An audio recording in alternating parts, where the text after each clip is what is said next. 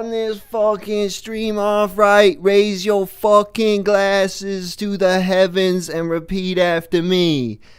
No matter what kind of spooky shit people be saying on the internet for the next few hours, me personally ain't gonna get so spooked that I can't get to sleep tonight.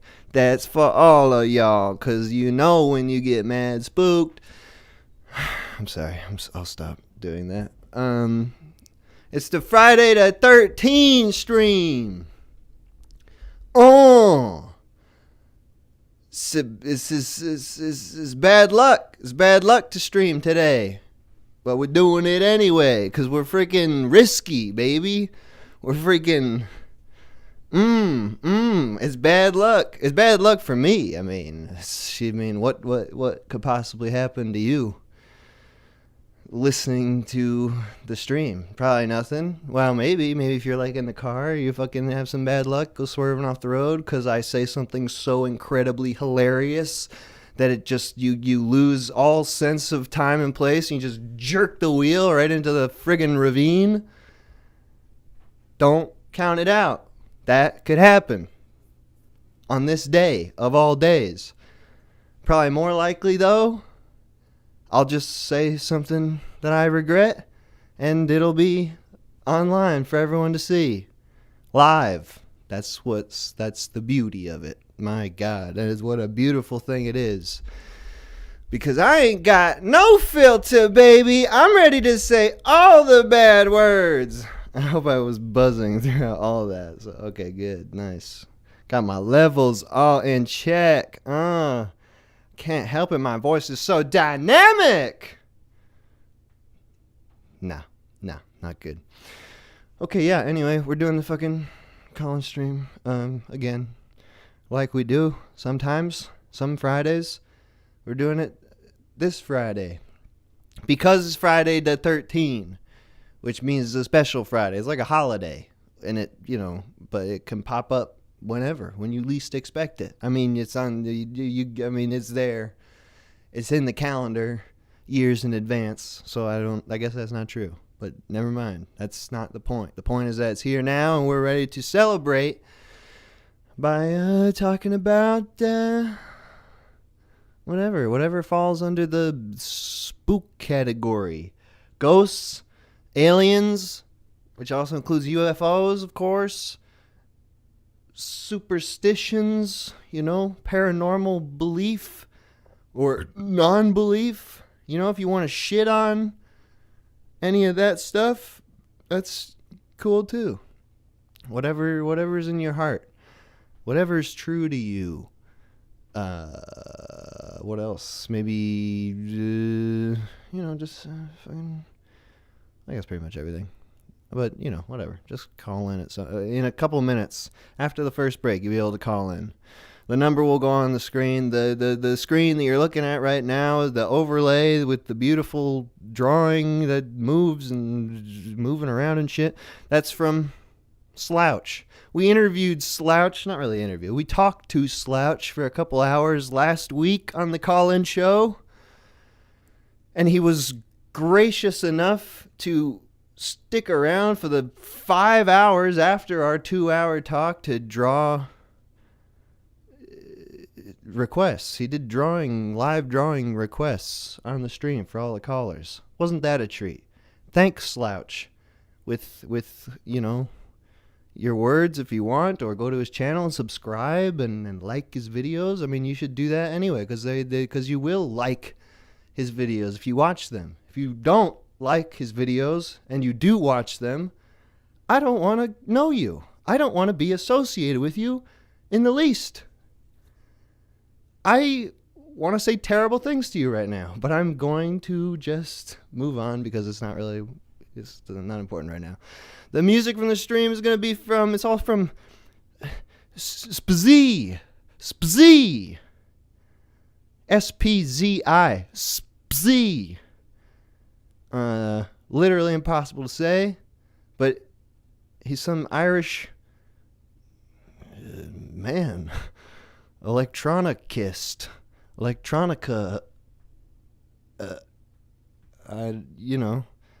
music maker dude. Anyway, the links for his music are in the description. The links to Slouch's channel are in the description of this video. There's going to be some slightly different music later on. I'll make a whole big thing about it when we get there. But for now, we're talking spooky shit. Okay. What about my spooky shit? I do not have any particularly good real stories. I remember when I was growing up, and I was quite young, in the first to fourth grade range, somewhere in there. I'm not exactly sure when. I had a friend named Kenny McKenna. Sounds fake, but that's God's honest name. Swear to God. Swear on Kenny McKenna's life that is a real person. Anyway, my BF in somewhere in the first to fourth grade range. And we used to try to scare each other with these stories. We used to pretend we used to just lie to each other. We used to just make up crazy shit and just pretend that we were telling the truth. We both, knew it was like, this is a bunch of bullshit. That didn't happen, but we just say it anyway. And I remember during that time, the thing to do, the good fodder for stories was like the sort of religious angle, because religion is around, and I don't speak for everybody, but I remember being a kid and thinking that I liked the religion thing because it was very crazy, very dramatic. There's like fucking this spiritual war. There's like legit freaking demons that are gonna come and tempt you and possess you, and there's like angels. Like, it's cool because there's like it's like these big archetypical type characters. So it was fun. I remember he telling me a story. He told me a story. It's like him and his dad were digging in his backyard, and they just kept digging and digging and digging and digging, and they found hell. They found hell in their backyard, and he told me, it's just like, we just dig and dug and dug and dug, and eventually we're like, whoa, there's a hole here now. Like, we just broke through the earth, and now we're watching like straight up red demons with horns and tails, like dancing, doing insane. I only remember him saying dancing, but they were doing some crazy dancing, some crazy demon dancing. It was it was shocking, obviously. Of course, it was scarring. It was for him. And I remember I told a story of like, oh yeah, Kenny? Yeah, that's cool, I guess. But you remember what happened to me? I went in my kitchen one day, and I was just standing there in the kitchen, simply minding my own business, not even an impure thought passing through my mind, when all of a sudden I see the kitchen, the knife drawer, slowly start to open, and I know right away that this is a devil. This is the demon. This is a spiritual ghost that's after me right now. And I swear to God, I saw a knife, a big-ass knife, start levitating out of the knife drawer, and then it shot right past me, barely missed me, and then I look back, and all the knives are coming out of the drawers, and they all just they all just start shooting past me, and I'm just like dodging them, dance, and dodge. And of course that did not happen, but that's just the one-up story I remember telling Kenny McKenna in response to his dancing devils. I was the dancing devil in my story. If it were not for my dancing devilish dodges, I would have been mincemeat.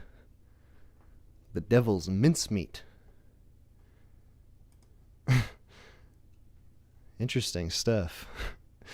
No, of course not.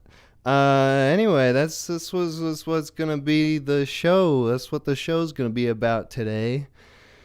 I was gonna talk to the boys for a second here, but I'm looking at the boys' room, and I'll show you. Right here, there are no boys. There are no boys in there. The boys' room is empty.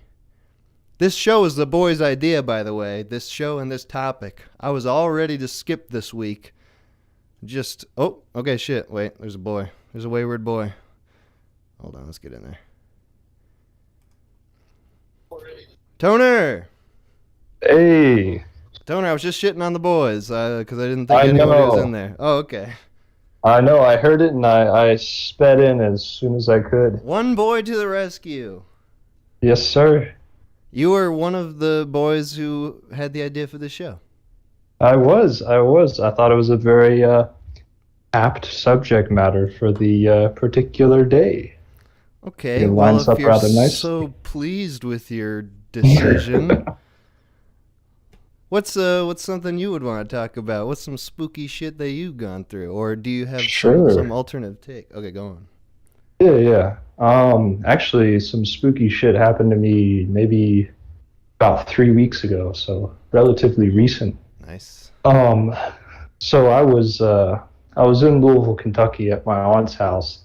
And I was just on the phone with Jen on the front porch. And I was like pacing around, on the phone at night, just a totally normal evening, full moon, clear sky. And I noticed in the house right across, I was like, huh, kind of looks like there's someone in the window. And what I did is I kind of walked a little bit to the right, and I got a different angle. And I was like, no, no, there's nobody there. I must have just seen something in the curtains, these semi-translucent curtains. And then just to confirm, I changed my perspective, and I walked a little bit back towards the left, and then this figure of a man comes into focus. Hmm. What? And I was like, oh shit. And I just start staring at him and totally motionless, just watching this male figure to see what would happen. Like, are my eyes deceiving me, or is this for real? And then after I hold that for about 3 seconds, whoosh, the lights of the whole house go out instantly. Not just the room of the guy that was standing in the window, but the lights of the rooms upstairs, the garage lights, the front porch lights, whoosh, everything off. So my heart sank and I went, oh, and I walked inside and then I drank some whiskey and I passed out. Dude, that's pretty legitly spooky. Yeah. Did you see? I Were you didn't. looking? Was it like a silhouette, or did you get any distinguishing features? You said it was clearly a man. Yeah. I think it was a man because I think the figure had short hair and was wearing a suit, like a suit jacket. Oh, Yeah. fancy So, ghost. but it was like, yeah, I guess so. Uh, yeah. So I wasn't too thrilled to have that happen to me. And that was just 3 weeks ago.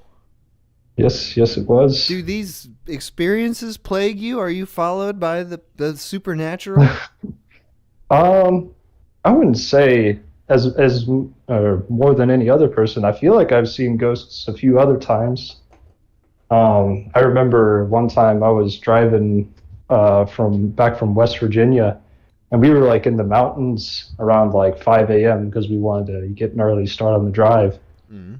And we were driving through these mountain roads at like 5 a.m. and like past this field of crops. There's just this guy walking alongside the road, and he didn't look like he was of this era. He looked like he was dressed like he came straight out of like a 80s film, and he just What do did you not mean? look like he What? belonged. He had like a bomber jacket and a mullet Nice.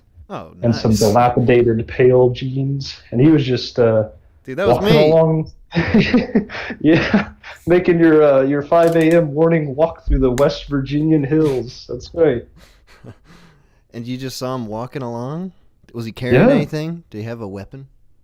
No, I mean that's the thing. Like, what would someone be doing out in the middle of nowhere at 5 a.m.? It's like, are they a revenant, or they just turned someone into a revenant? I don't know. I don't know. All right. Well, what do you think then? Just in your lucid current brain, if you had to Mhm. actually like decide what you thought those things were, are you more inclined to believe that those are supernatural things or just unexplainable coincidence?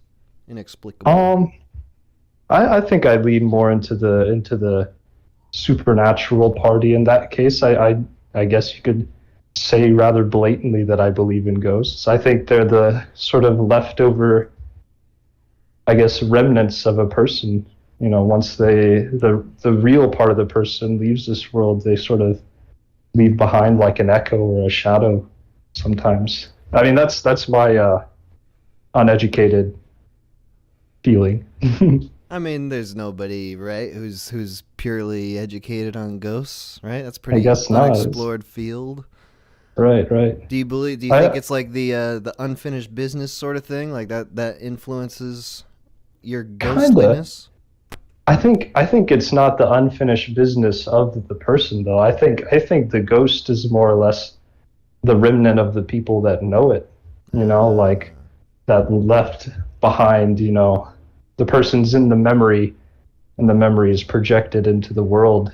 That's how I like to see it. so like if someone died very tragically, they would be more likely to be a ghost because like all the people who knew them would be feeling that especially hard, like an They would unexpected linger, tragic death. linger in the world. Yeah, exactly. Yeah, and Interesting. movie theaters are all fucking haunted too. I will say that. Oh yeah. Yeah, no, for sure, for sure. Did you I work worked in at a one? movie Oh. theater, yeah, and it was fucking creepy. I did a lot of the closing shifts, so I would be in the theater till like 1 a.m. with nobody but like the manager and stuff. And there was one theater in particular that was definitely haunted. Someone died in that theater, actually. Someone was shot in that theater Wow. before I worked there. I was cleaning the theater, and once we finished cleaning and we like radioed the usher that like it's done, they could send people into it or whatever. And we got emergency exits in the theaters, right? And there are little lights that turn on, and they're like motion detecting lights. And I was just looking right in the back of those emergency exits, and as soon as I radio that the theater's clean, the lights are on, and I'm like, oh shit. And it's like my fucking job to go back there and check to see if like the emergency exits are open or if anyone's back there. So I walked back there and it was nothing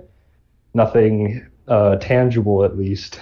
And Probably yeah, like a so whenever I cleaned giant that fucking theater, rat. Probably a rat that's been fed off movie theater popcorn its entire life. I would hope so. Either way, just to be safe, whenever I cleaned that theater, I was sure to talk to the ghosts and make sure they were doing all right. So Oh, good. I So think we had a you're not good afraid. relationship. You're not afraid to make contact. Mm, I would say I would prefer not to, but I don't want to offend any supernatural entities. I would say It became part just to of be your safe. job duties for your own safety. Yeah, Clean up the theater. Say goodnight to the ghosts so they don't murder you. yeah, exactly. You got it. Hey, I you think ever see that's that movie Candyman?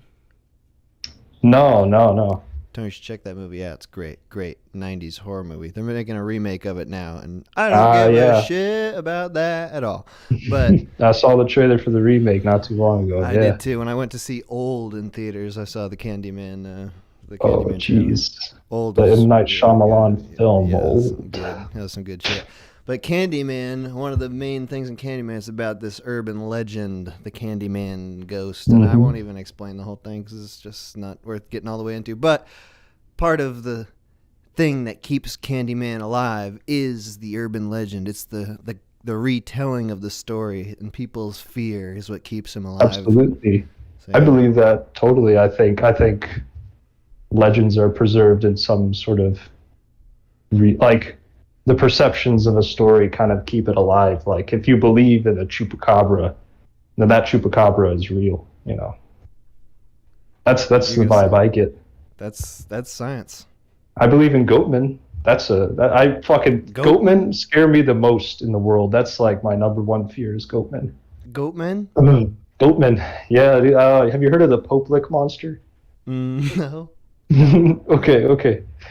So when I was a youngin, I was my uncles and my cousins were telling ghost stories or whatever, and they told me the story of the Pope Lick monster, which was this Are you saying bi Pope Lick? yeah, Popelick. Okay. So there's this bridge in Louisville, this derelict. Well, actually, I think a few trains still run across it, and God. You can look it up. There's like people still die there a lot, and like there's this train bridge, and if you go out on it, like people either end up jumping off the bridge or dying in other ways. And the story is like this goat man will like lure you onto the bridge, and you get hit by a train, or the goat man makes you jump off the bridge, and it's got like an axe, kill you and stuff. I don't know, but the fact that like I heard that as a child, and then later on in my life, I was like, that's fucking bullshit. And then I looked it up, and it was like, oh, there's still a lot of people dying because of this, huh? And then you hear other stories about goat men in like Maryland and other places. So Dude, yeah. I pulled up a picture of Goatman on the stream. The first one. No. Yeah, fucking get scared. That guy's coming for you, dude. A lot of the other ones images I see on Google here are like sexy fan fiction Goatman. No. Oh God. This guy's not sexy. No, I wouldn't think of it that way at all. All right, Toner, I'm gonna go into the first break now. Thanks for the chat. All right, you enjoy. Probably see you around a little later. Yes, sir. All right, bye. Okay, so that's what we're talking about. People, spooky shit, whatever spooky. You know what? This would be cool. Local stories like this, like Goatman, or like just if you got any local myths, local legends. I actually have one that I remembered, but I'll save it for later. I wrote it down so I wouldn't forget. But for now, we're gonna take one short music break, 5 minutes, 5.5 minutes, and then we'll be back with calls. The number will be on the screen soon. Okay, more spz.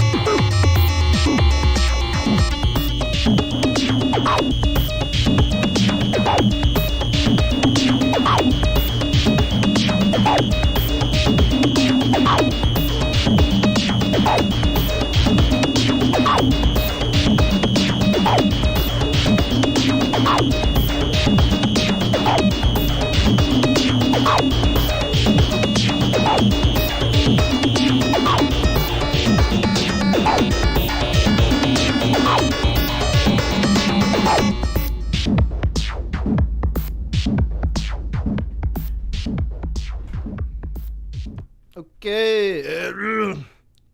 Man, yeah. All right. The line is open. There's only one line. Okay. Call from. It's me, it's Miko. Miko. What's up, dude? Yo, what's up with you, my friend? You called in last week. Yeah, I did. And before that even. Should I? Yeah, was that too much? No. I can hang up. No. Miko. Let's not get off on the wrong foot here. That's not what I meant at all. Yeah. How you doing? It's good to hear from you. Yeah, I'm doing all right. Yeah, I'm fine. How are you? I'm also fine. I got my car back finally. It's out of the shop. It's inspected and everything. I can't even begin to tell you how much freaking money I've sunk into this thing. But it's not important. It's not related to the stream at all. We're talking about spooky shit today. Right. Yeah. So what do you think? Did you have an opinion on this matter? Most of the time, I just use this phrase that my dad would say. He's European, you know. He like grew up on like a farm kind of a deal. But he walked. My sister and I were watching the Babadook one time, and he like walks in and like sees us on the screen and just like does one of those old person like hand waves, like get away, you know what I mean? And he just goes back to the woods, like telling the monsters like go back to the woods. That's that's his general reaction to the paranormal. Yeah. And I've got similarly just I'm like. I don't want to mess with any of that. Like, leave me out of it. I like believe in some shit, and I'm also just like, I'd rather not get into it. But I can talk about it. I'm just saying I'd rather not like mess with it. I don't want to get cursed or anything. Okay, so you believe in it enough to not want to mess with it. Yeah, exactly. So, have you ever had any just wayward paranormal experiences when you're like a kid, maybe, or like, go on. Oh, I had something happen last year. I was camping. Okay. I wasn't a kid, but so me and my friend went like to upstate New York, and on the last day of this like week-long camping trip, we get to the site, and there's just a ton of families, and our specific site is like right at the entrance, right on this like highway, and we were like, fuck this place. So we were like, let's try to find another campsite, and we like called this other one, and they're like, oh no, we're full, but you should try this other place. It's just like a first come first serve free campsite near like Woodstock, New York. So we drove down there, and like on the way there we like passed this like big like graveyard, and just like start getting bad vibes immediately. We like drive up this long like dirt path, don't see anybody, and then just like the campsites are all these like deep into the woods, like just like a short little trail to each one where it's just like cleared out and kind of like run down. So we like check one or two of them out, and one just has like a pair of shoes on top of this like tree stump, and just like all this like weird looking shit, like abandoned ass like campsite. And we're like, okay, so we pick one, and like the sun is going down, and we're like bringing all our stuff up from the car for a campsite, and we just hear all these like weird ass noises. We're getting like, and like we would see like a couple of people, but they would just like not acknowledge us. It was just like very weird. And then just hear this like dog start like freaking out, like crazy barking, like, and it wasn't like we didn't immediately think like, oh, there's some paranormal shit or whatever, but it was just like, even if there's like a bear, like we should just get the fuck out of here. Did you not stay? No, we didn't end up staying. We were both just like looking at each other like, yeah, let's get the fuck out. But then the funniest thing was that we were like already like spooked by this campsite, right? And we're driving on the way out. She like goes to like pull into this gas station. And then we like hear these guys at the gas station talking about like bears and shit like being in the area. And then we drive out, and she was like, I was looking at my phone. She goes, did you see that? I was like, what? She's like, you didn't see that woman run across the street? And I was like, what, did she have like long black hair and a white dress and no shoes? And she's like, yes, like exactly that. I was like, no way. Like, you didn't just see a fucking ghost. So she like only saw it, and I was like, all right, we're just driving straight back to the city and sleeping in our houses. Like, we'll get the hell out of here. That seems like a good confluence of perhaps disparate spooky events. You ever get like that? Yeah, I mean, I would say like all those things together would be pretty freaking spooky. You ever get like what she got, where you see what you can only describe as an apparition? It's okay to say honestly, no. I don't think I can think of anything. My friend did show me this video in his friend's apartment where they were just like filming a random thing, and then they like pan over to the like hallway, and then this person just like barely like steps out of the frame as soon as the camera's on them, and they're like, that wasn't anybody that like we know. So they like told their landlord, and he's like, oh yeah, the last tenant said something about that, like it's okay if you want to break your lease. Because like what? The place is really haunted. So but the video is really fucking scary. It's just like, wow. So your own friends took a video that had a paranormal thing on it. Apparently, yeah. Well, I mean, like, because that's like, you can see all kinds of videos like that online, but you can easily assume Like, it's some fucking guy, they just edit it in some way. But if your own friends are showing it to you, they'd have to be pretty dedicated to just be trying to spook you. Yeah. The friend who showed it to me was definitely like freaked out. He was like, "This is so real." And yeah, you get into that like state of mind where you're like just fucking really scared, and you're just gonna believe. But like, yeah, I'll just try to avoid getting there at all. I'm just like, no, I don't want to mess with it. Yeah. Do you ever have that sort of experience? And this is something that I got when I was a kid. I would watch scary movies with my older brother when I was really young, like 8 or something. And it would just make me really scared. And it would heighten my being so scared to a point where it's just like every single thing, like, I wouldn't have like full-on hallucinations, but I would definitely be imagining all kinds of crazy shit because I would just be so scared.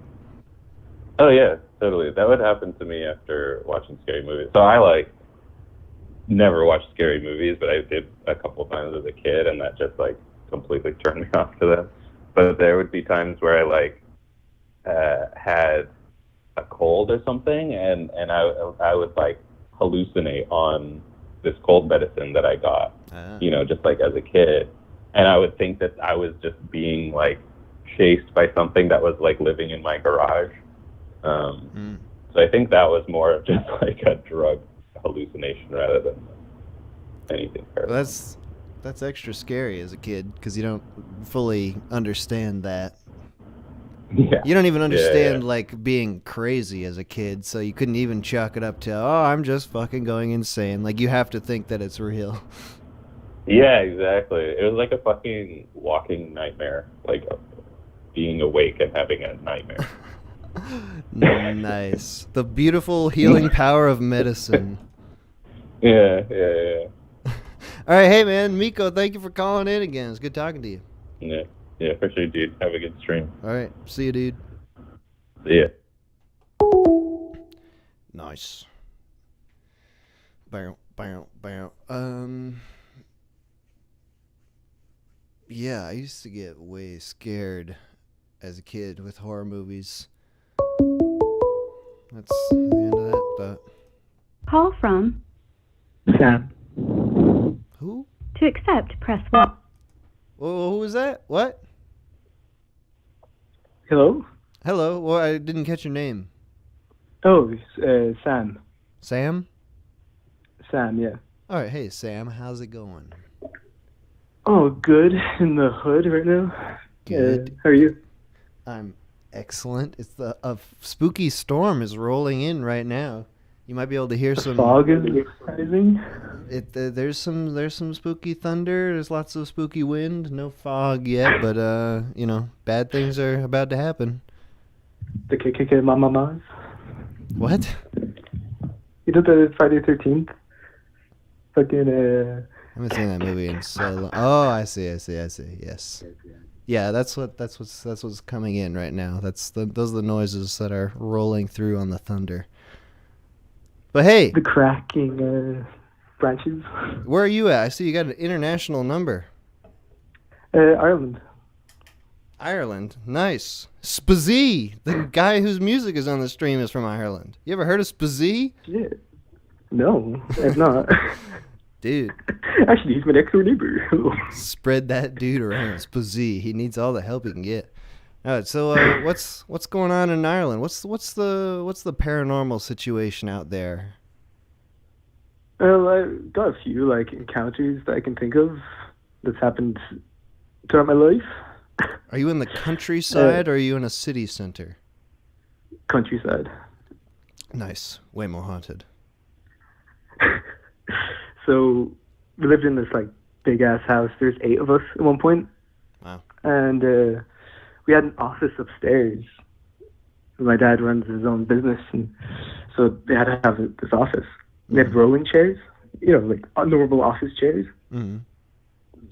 And this was always a common thing. But all the bedrooms were downstairs, and just at night you could hear the chairs rolling, middle of the night. But it was so normal that when we'd hear it, we were we didn't even think of it. was only after we moved from the house, you're like, what the fuck? Why is the fucking chairs moving at the middle of the night? The chairs are rolling without you with could no hear one them. in there? You could, you could hear the chairs just going like across the floor and then moving back and forth. All right. Did you ever hear about like the history of the house? Was there any sort of bad juju? No, it was built. We were the first family there, you know. Yeah, it wasn't like an Indian burial ground or anything like that, you know. Did your dad accidentally kill someone as it was being built? Was there some horrible construction accident? But there was some other stuff that happened in the house. I had a shitty guitar, like an acoustic guitar, and I was gonna play it, but I never got around to. I was too fucking lazy. But so it just sat in my room, and I remember getting into bed, lights are off. You know, you go into that mode where you just close your eyes, you're going to sleep. Mm-hmm. The fucking guitar strummed. Like a clear strum? Yeah, like it was like a full. And I got up. My brother, the walls were like fucking paper, so I got up and I was like, "Did you hear that?" And he's like, "Yeah, were you messing with the guitar?" I was like, "No."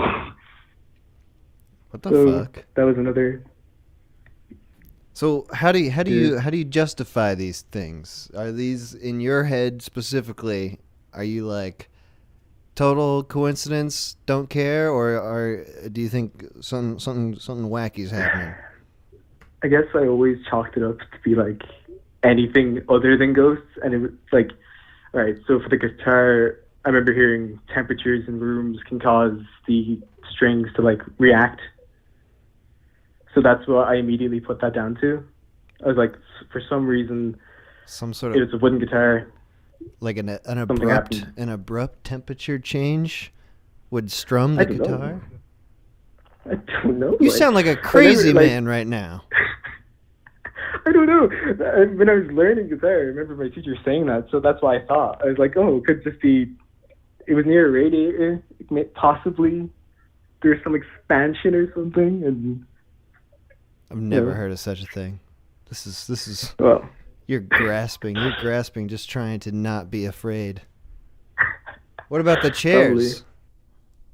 The chairs, we chalked that down to the wind. We thought the wind in the house. A window was open, like anything, you know. How often were you hearing it though? Like often enough. It was normal. It was like happening. Okay. Like I remember on Christmas night, I was like, I was in my bed. I was too excited to sleep. You know the drill. And I could hear them. I could hear the chairs moving. So I went upstairs and I was like, Santa? And there was no one there. I don't know. Did what about like the feeling that those things gave you? Did you get like a feeling that there was something sinister or something friendly or neutral? Was there any particular feeling of... I definitely never got a negative energy from it. Do you know what I mean? It was always... It was never necessarily positive. If it was a ghost, if it was anything like that, any paranormal activity, it never gave me that bad vibe, you know? It was just having fun in the swivel chairs, wanted to fuck with your guitar for a little bit. Nothing, that's not too bad. I do remember that you know, like The Exorcist, the original film? Mm-hmm. Like in Ireland, a lot of people are like, oh, I don't want that film played in our house or anything like that. You know, that came out at the time, it would have been blasphemous, shit like that. Right. And my mom would be one of those people that would say that. She said that a lot. She's from Dublin. She's probably fucking, you know, she believes in bad luck if you go underneath the ladder, that type of stuff. Mm-hmm. You know? Okay. So I was watching The Exorcist sneakily in my bed, and 3 of my posters fell down. I was like, are you for real? That was of all the times, like they never fell down. It was held up by my blue tag, you know. Do you carry any of your mom's superstitions with you, or is that No, no? not at all. What about this then? All Um, these things happened in your house. What about beyond that? Do you ever have any of these weird experiences in other places? So we went on holiday to County Kerry, and it's a real countryside. There's no big cities or anything like that. Or if there is, they're like negligible. Nothing fucking happens. You know what I mean? Okay. But we stayed in an old nun's convent, and it was fairly big. Mm-hmm. My niece at the time was like 4 years old, and she would get up in the middle of the night saying there was like a girl in a black dress wandering through the fucking halls of the house. Jesus. And it was just that was another thing. It was like if she's seen it, it's one of those fucking, if it's kids involved, it's always gonna be a bit more fucking you know? I mean, I'll be honest. If I was in any of the situations you described, I would be thoroughly spooked. There'd be no helping it. I know, it gets kind of hardcore. That's some hardcore shit, man. You've been through it. You've Yeah, been put through the ringer. War is hell. Was your family really religious then, or was it just your mom? No, they're not religious like at all. We used to go, like, the most fucking church we'd go to is Christmas for that 12 o'clock shit, where we'd stay at church till like from 10 to 12 at night. Right. Fucking hated it. But that was the most of it. She still thought the exorcism was blasphemy? That couldn't be allowed in the house? Like that. Interesting. Yeah. All right, Sam, hey, thank you for calling in. Thanks for telling me these stories. Thank you for having me, dude. You have a great weekend. You too. Bye. Nice. We're already international on the stream. Maybe we'll even get women. It'll be the Call from trifecta. Denny. I can't understand To these accept, names. press. Was that Denny or Danny? Denny. Denny, like the breakfast place. Yeah. Okay, cool. Denny, what's up? What's up with you? I asked you first, bro. Well, if you really need to know, and everybody on the stream watching, I'm actually taking a shit, and I'm on a little bit of shrooms, maybe. You're for the taking first a time. shit right now? We'll get to the shrooms in a second, but right at this second, you're taking a shit? I'm taking a big fat shit, and I'm on shrooms. Dude. I'm having a blast, man. Why? Well, okay, let's not. I don't want to put you in Blasting a bad... the toilet while I'm blasting my mind. All right. I don't want to put you in a bad zone here, so I won't berate you heavily, even though that is my first instinct, is to really yell at you for talking to me on the toilet. I don't like that, Denny, but we're going to move right past it. No, it's okay. How's your shroom trip going? How long you been tripping here? Actually, I'm not really tripping that hard. I took like 1.5 grams. I'm being cautious, you know. Is it something, have you done this before? No, it's actually my first time. Oh. Well, yeah. Yeah. That is taking it pretty easy. That's probably wise. Are you by yourself? I am by myself, and I was kind of afraid of getting too anxious, but I'm actually in a good mood. A little bit groovy. You know how potheads or whatever people say, groovy, is that something people still say? Oh, yeah. Oh, yeah. That's still all strong. All right, groovy. You getting any of that nice body feeling? That's sort of you get a nice comfortable feeling in your body. I mean, you're fucking shitting right now, so it's... This is the best shit I've taken. Okay, good. I recommend taking a shower at some point.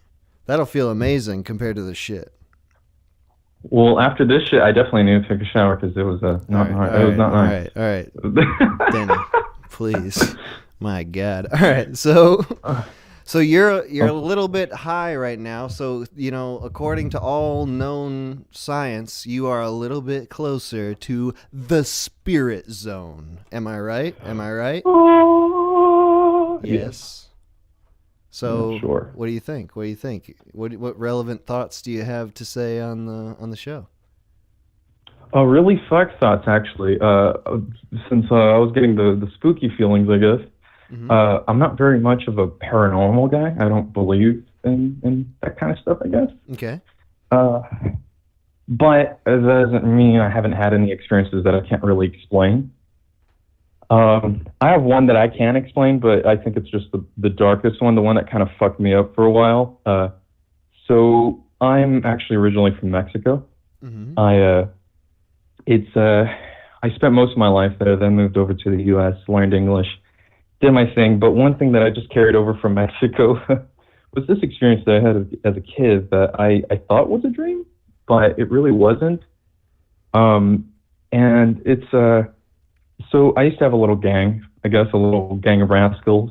MS-13? Yeah, pretty much. Just, shooting up kids and stealing money and, selling drugs. We were like 4 years old. It was pretty cool. Nice. Yeah, no, so, just a bunch of rascals and fucking around, dirt roads, broken down houses, just going everywhere. And I one day decided to go to this broken down house that was just really fucked. There was a hole in the wall, and it was this really big house. I really never knew what the fuck went on in there. It was too big of a property, and it was too nice to be in the neighborhood that I lived in. But it was there, and it was just destroyed. And I decided to go in on my own one time rather than going with my friends. At least I thought this was a dream, by the way. I forgot to say this. I thought this was a dream for a very long time. And interesting. So I went in. This place was already kind of known for being a really gross hot spot for drug addicts and right. And just any bonkers individual that would go in there to do shit that people don't really want to see in public. And was it like a known crack house? That's the thing. I think so. I'm not entirely sure. Like I said, this was like a childhood thing. So when you're a kid, you're kind of stupid and naive. Sure. I get you. And I came in. I walked through that big fucking gaping hole in the wall, and there's kind of I don't know how to describe this house, but there's almost it's 3 walls. It's not 3 walls. It's like 2 walls. It's kind of like a closing a wall that keeps the house encased. Then there's kind of a hedge inside of it. Weird fucking design. I climbed over the hedge, and I got inside the house. It smelled of piss and shit, and it just had a bunch of graffiti and dead animals inside, just fucking rats and lizards, all this crazy shit. Good. And so the thing is, in this quote-unquote dream or experience or whatever, I'm kind of spoiling it, I went in and I found myself in kind of like a kitchen. At least I figured it was a kitchen. And it was kind of spacious, kind of big, just full of cluttered shit everywhere, just fucking cloth and trash and everything. Mm-hmm. And inside of the sink, I thought I saw the corpse of an infant. And it scared the fuck out of me. It was just this, I was hoping it was a doll. I wasn't sure. My imagination told me this is a dead baby. Mm-hmm. My reality told me this is probably a doll, and it's just really colorless and gross looking. Freaked the fuck out. Ran outside the fucking house 20,000 miles per hour. I'm kidding. I was a short little fat bastard. But I went running with my stubby legs. I climbed over the hedge and climbed out through the hole of the wall. Several years passed. I was probably 13, 14. And I remember mentioning this to my mom because we were having just a talk about weird shit that we've seen. And I told her that I had this dream. And she was like, that's weird. But it was the weirdest reaction to saying that. The way she said it was really, how do I say it? She just had this pale look in her face and just this fucking, it was kind of like she was trying to hide her shock. And she told me that was probably real because on the news it showed up that somebody, I think some homeless people just left their baby there. They couldn't afford to have their baby, and there was that baby in the house. Dude. So yeah, I saw a dead baby around the age of 6. Fuck. Okay, so in that sense, like you said, you are able to explain it, but it was still a very haunting experience. Yeah, exactly.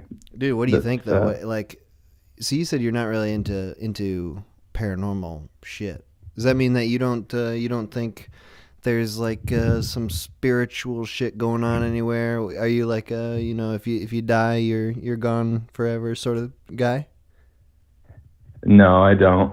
Like, well, especially with that experience, I'm pretty sure I just saw a real dead baby. Like, I'm not saying I saw a ghost of a baby. I saw a real dead baby. Exactly, but if you fucking saw that shit, then that ghost who was it?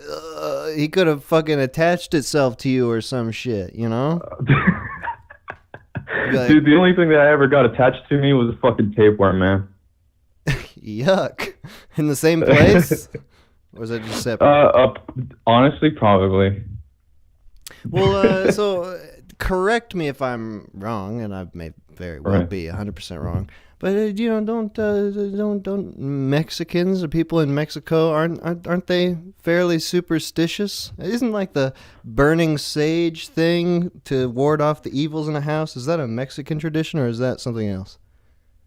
Well, no, that's correct. Mexicans are incredibly superstitious. I myself am not really superstitious at all.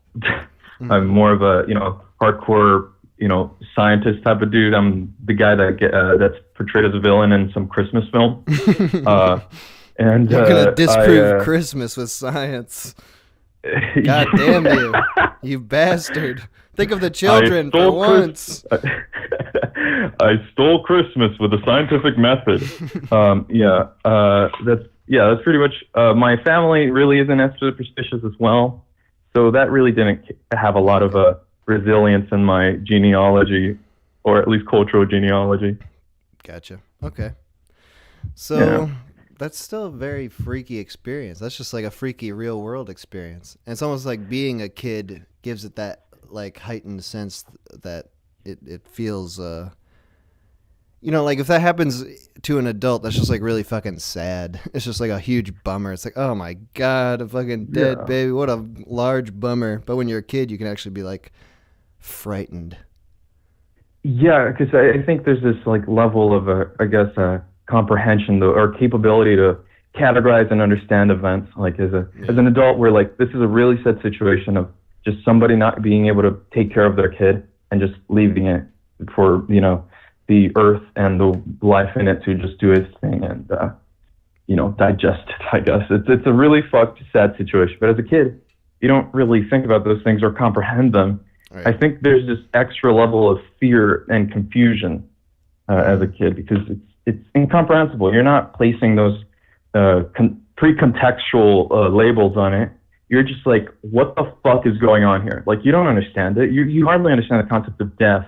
Right. And for me to see this, it was just, I don't even think I reacted that much. I was just like, I'm confused. I don't understand. And I just went running out. I didn't like think, oh, there's a dead baby, nothing.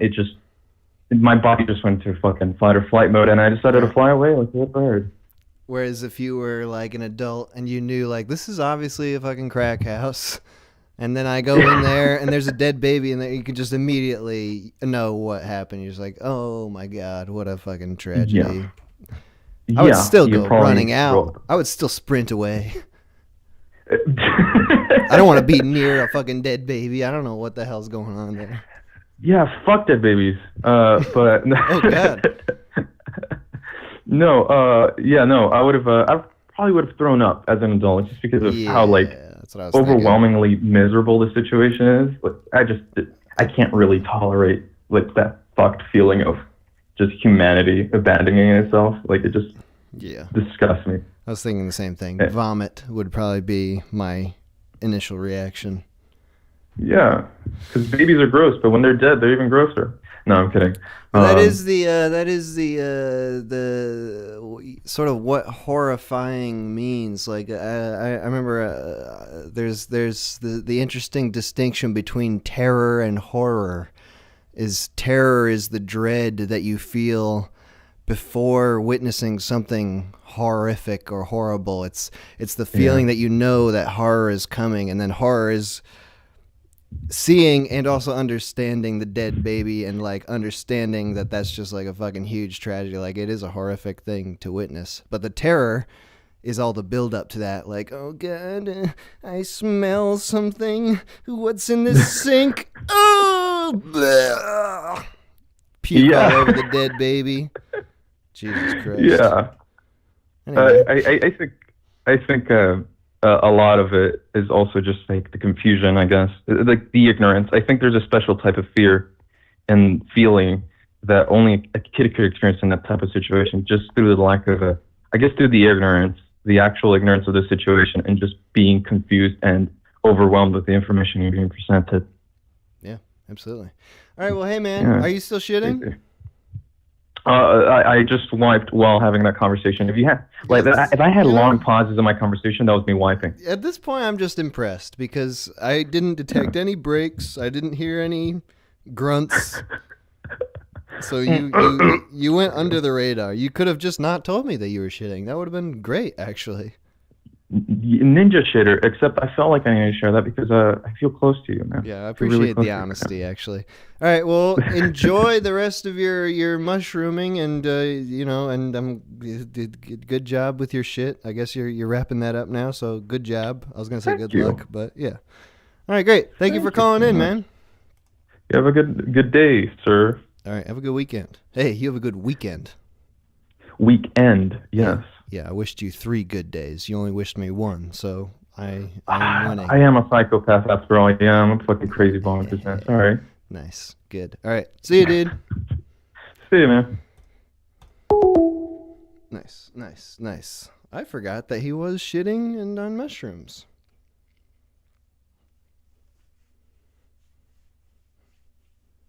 I guess I lose my license. I can't be a drug counselor anymore. Cause I can't tell when people are high on drugs and or dumping shit out of their ass into a bowl. Those are the 2 tests. If you can't tell that a guy's high and you can't tell that he's putting. Okay, thank God. Call from Trey. Trey? Yo, what's up, brother? Trey, how's it going with you? It's going good with me. It's going excellent with me, brother. Nice. Well, what's up? You got you got some spooky shit you want to talk about? Or even about I absolutely do. Oh. Do it. But first, I want to talk about the last guy. His shit was like PT, the fucking Silent Hill shit. Hey, I agree. I was gonna reference that. But in PT, the baby's still alive. It's like a fetus, and it still is crying and shit. Yeah. Well, yeah, of course. That's way more terrifying. But it is the same thing. Baby, crazy grizzled baby in the sink. Yeah, exactly. It's like I wonder if he was subconsciously. Tapping into the future. Dude, no. Hideo Kojima was plagiarizing this man off the toilet. Way better. Thank you for your kind laugh. All right. Of course. Tell me your true. shit. Tell me your spooky shit. Yeah. So this was when I was about 16, 17 years old. I was still in high school. Mm-hmm. I was living with a family friend because my family and I had been kind of recently ejected from our previous living situation. Okay. Anyways, so I had an extreme fever, and I was laying in the master bedroom of this house. My sister, who's a couple years younger than me, was sleeping next to me. There was like a whole bunch of people visiting for the weekend, so they had to take our beds and shit. So they let us have the master bedroom while all these people were sleeping or whatever. And so basically what happens is I wake up at about 3 a.m. and, I'm really delirious, I guess. And my eyes kind of drift over to the sliding glass back door that had those, those blinds that are like long and hanging pieces. Like blinds? Are they like sheer? Like you can kind of see through them? Yeah, but they're like for a sliding glass door. Yeah, okay, and you can like. All right, I know what you mean. I don't know what those are called. Anyways, there's a man standing in front of the door. Has a long coat on and hat. And I recently learned that this is actually a thing that a lot of people experience. The man with a hat kind of apparition and sleep paralysis. But the difference is I wasn't sleep paralyzed. I was conscious of my sister being awake and her saying, "What the fuck?" And like I was just frozen in terror, and I remember like kind of physically moving and kind of lurching kind of back against my pillow. Mm-hmm. This guy, he moves towards me on my side of the bed, but he doesn't walk, right? He like floats like so really fast. He appeared in front of the door. He's not outside. No, he's not outside. He's in the room with me, but there is a sliding glass backyard kind of door, and then it has these blinds hanging from it with a little bit of light coming through. And I can see the silhouette of this motherfucker. And dude, it's the scariest thing I've ever experienced in my life. And I experienced one other thing in that same room. But that was so scary. But how did that conclude? He's coming towards you and then he's coming towards vanish? Yeah. So he's coming towards me and he leans over me while I'm in the bed. Oh, God. And that is my last memory. Oh, God. Yeah, dude, like something terrible happened after that. I don't know. I don't know. Like my sister was awake and she says when I asked her, take him instead of me. Please, he's already dying. He's already sick. I don't know. But, like for real, like I talked to her about it after and she says that she just fell asleep too, like just passed out. So I guess she doesn't have a memory of the whole thing? No. She remembers exactly kind of along my memory path, of seeing the same things, saying holy fucking shit, and then black. So take that with what you will. Well, how do you before we get to the next one, how do you take that? Is it just inexplicable? You just try not to think about it? No, I actually am the type of mind that I really want to think about these things. I want to know, I'm a huge fan of like psychological horror and Lovecraft and also, Kant and, deep psychology. I really like that kind of deep thinking. So, there's a place between what we think, our minds see, kind of perceive and the things that our environment is. And that is what creates the kind of terror, So I know that and I understand that. So I kind of take my experiences open-endedly. Even though I can't explain what happened or really truly know what happened, I am kind of comfortable with it because I know that I'm just a tiny little thing in this thing we call existence. And, When you say that, explain this a little bit better for me, because what I think I'm hearing from you, but I might be wrong, is that thing that you saw would have been an imaginary thing. Like it was a mixture of your feeling and just random stimulus in the environment, and therefore it was something you concocted in your head. But if that's the case, then it's weird that it's shared between you and your sister. Shared psychosis. But shared psychosis is absolutely a thing that happens.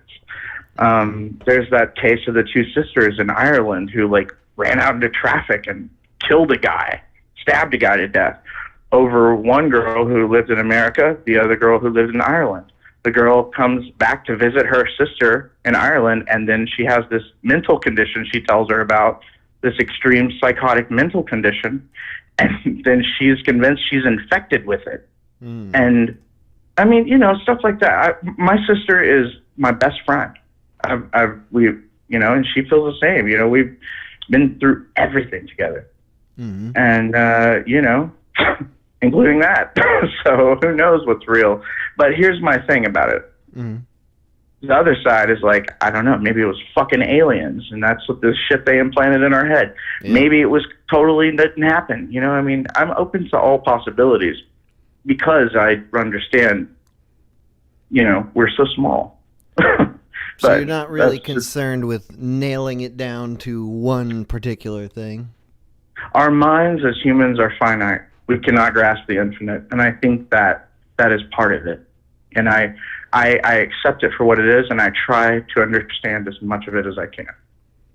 What about then in the current day? Does that is what you're doing to that memory? Is that a way of just becoming less terrified of it? I imagine it was very terrifying when it happened. Yeah, even in hindsight, it's still very terrifying. But it's just another one of those many anomalies that I can't explain in my life. I'm a huge Star Trek fan, so anomalies are nothing new. But they happened a lot to me in my life, and that's why I think one of the reasons I love that show so much, because there's just shit we can't explain, and you're either comfortable with it or you hide from it. I mean, it sounds like you've got the healthier mindset. I mean, the alternative is that you are just so terrified of that and are so obsessed with it that like you become crazy. You become insane. Right. Thinking, right. My God, I really was raped by an alien. I had no idea. Something horrible. Yeah. Something horrible happened to me, and like if you can't be accepting of some degree that like it could just be something beyond your knowledge, like you could just go totally crazy. I'm not a fucking doctor, like nobody, most people, regular everyday Joe, right? Not a doctor, I mean, come on, don't diagnose yourself. Don't, just try to do the best you freaking can and believe in yourself. And that's why that's so fucking important. Do you think that's part of it, where like that this is sort of a specific part of your view of this, is you don't really deny that it happened? Sure, I'm human, I mean, we're partial to human kind of tendencies, absolutely. Yeah, I mean, the question still ultimately lies. What was it? And that's the mystery, and that's the intriguing thing about it, and that's why I feel compelled to share it. Not just because I love your content. Thank you. Thanks, man. Yeah, for sure, brother. You said you had another one? Do you have another one? I do. So this one happened actually. Oh, sure. Thank you. Basically, same room, and it was shortly after this happened. Again, I was in high school, so I got home around 3:30, 4 p.m. bus. Mm-hmm. And I go inside, and I'm talking to my friend on our fancy cordless landline phone. Yeah, damn. Look at this guy. Yeah, big, huge thing. It was bigger, like longer than my fucking head. Like tip of the antenna to the bottom of the phone. Mm-hmm. Anyway, I'm talking to my friend Dan, and this bathroom of this master bedroom has a kind of like vanity area and a walk-in closet. Mm-hmm. And then another door that leads to where the toilet is, and another small closet, and a window. There's a separate room in the bathroom for the toilet? Yes, it's strange. Okay. Yeah. Right. There's also a cabinet above the toilet, so it's really, really weird. So it's like somebody can take a shower, and somebody can close the door and take a shit and open the window. That's actually brilliant. I think that's the idea. I completely agree, but as a kid, and I'm only realizing it now that I talk about it, like right now. As a kid, I was like, why the fuck is there this little room to take a shit in? It stinks. Anyway. All right, so this is a haunted room, the shitting closet? The haunted shitting closet, yeah. So I'm like fucking sitting in this room. So the walk-in closet is doors closed, and there's like this carpeted bathroom or vanity area. Like I said, there's a tub in it, the shower. There's two huge mirrors with those like movie fucking makeup lighting light bulb things above the top. And I'm sitting in there, and, you know, I'm always been kind of, at the time I was a goth kid. Nice. So, you know, Nice. I like the darkness. And I would fucking, there was like a sliding door that closed to the rest of the master bedroom that was like wooden blind, sort of. Mm-hmm. And you close that shit, and then you close the door to the toilet room, and there's just a bit of light coming under the door. So it's pretty dark in there. Mm-hmm. But it's just enough light to where you can kind of see. So I'm talking to my buddy on the phone, sitting there. My eyes are drifting around the room from left to right. When my eyes get to the toilet with the shower curtain open, I see a fucking woman standing in there. Mm-hmm. She's wearing a wedding dress. Her neck is broken. Her head is resting on her shoulder with her tongue kind of like gagged out and her eyes bulging out. And they were, her skin was like white, and it was like had water blisters on it, like when a corpse has been in the water for a really long time. Yuck. And she's just like kind of staring at me, and when I looked at her, I immediately had all this information like surge into my brain, and it was like that she had been hung on her wedding day and thrown in a river. So It used to be the tradition with wives. Yeah, as is tradition in the 1800s. Had you ever seen that sort of image before? Like I mean, this is hard to say really, but like, was it familiar to you? Is that maybe why you felt like you got this information, or was this an totally unfamiliar sight? No, I've been watching horror movies. Like, I was raised by my grandparents, and my grandma is still a huge horror movie nerd. Dude, nice. Actually, yeah, and so I've been watching horror movies since I was like 5. Mm-hmm. I watched Akira uncut when I was like 7. Yeah, there's so some like spooky shit in that. Yeah, and titties. Yeah, also. Exactly. Right. But yeah, so on a serious note, real quick, my grandma, I learned just now, she fell and is in the hospital. My sister just mouthed it to me. So please, like, pray for her, whatever. Yeah, whatever you do. She's in the hospital right now, but. Yeah, my God. I wish her all the best. Yeah, thank you, dude. I really appreciate that. She raised me, but. I was just saying how cool she was. What the fuck? Was it my fault? Yeah. Did I do this? No. You are a great human. There's no way. No, I'm just very narcissistic. I just want to believe everything. It's all about me. I can't believe it. Your grandma? That's my fault. I'm the guy. It just so happens. Yeah, but geez. Well, yeah. I mean, I hope that ends up being okay. Thank you. I really, really appreciate that. Me too, dude. Like, she was trying to break up a dog fight. Apparently, Jesus what the Christ. Fuck. Fucking God damn it. I hate those fucking dogs. I've always hated them.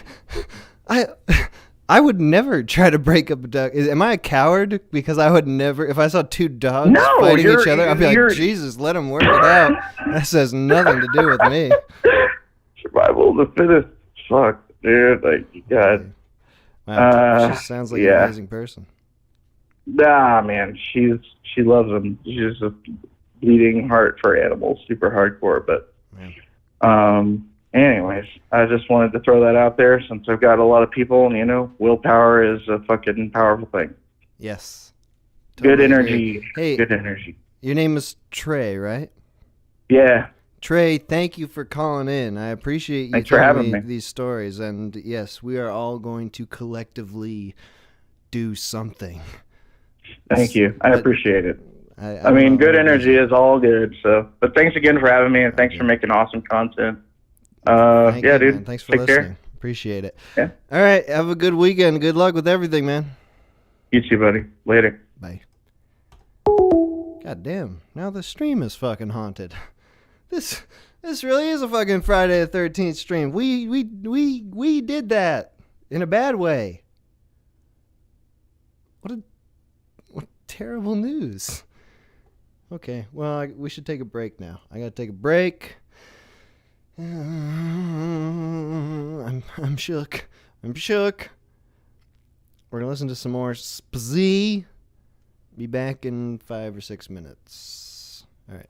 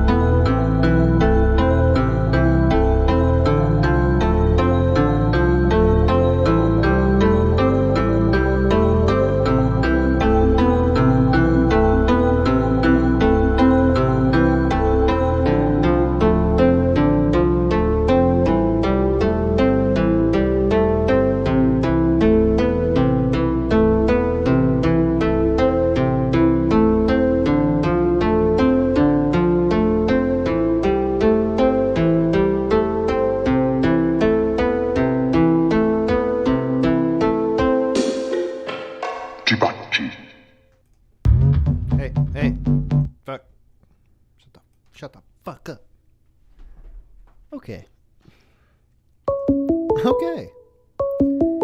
Call from William. William. Hello? William?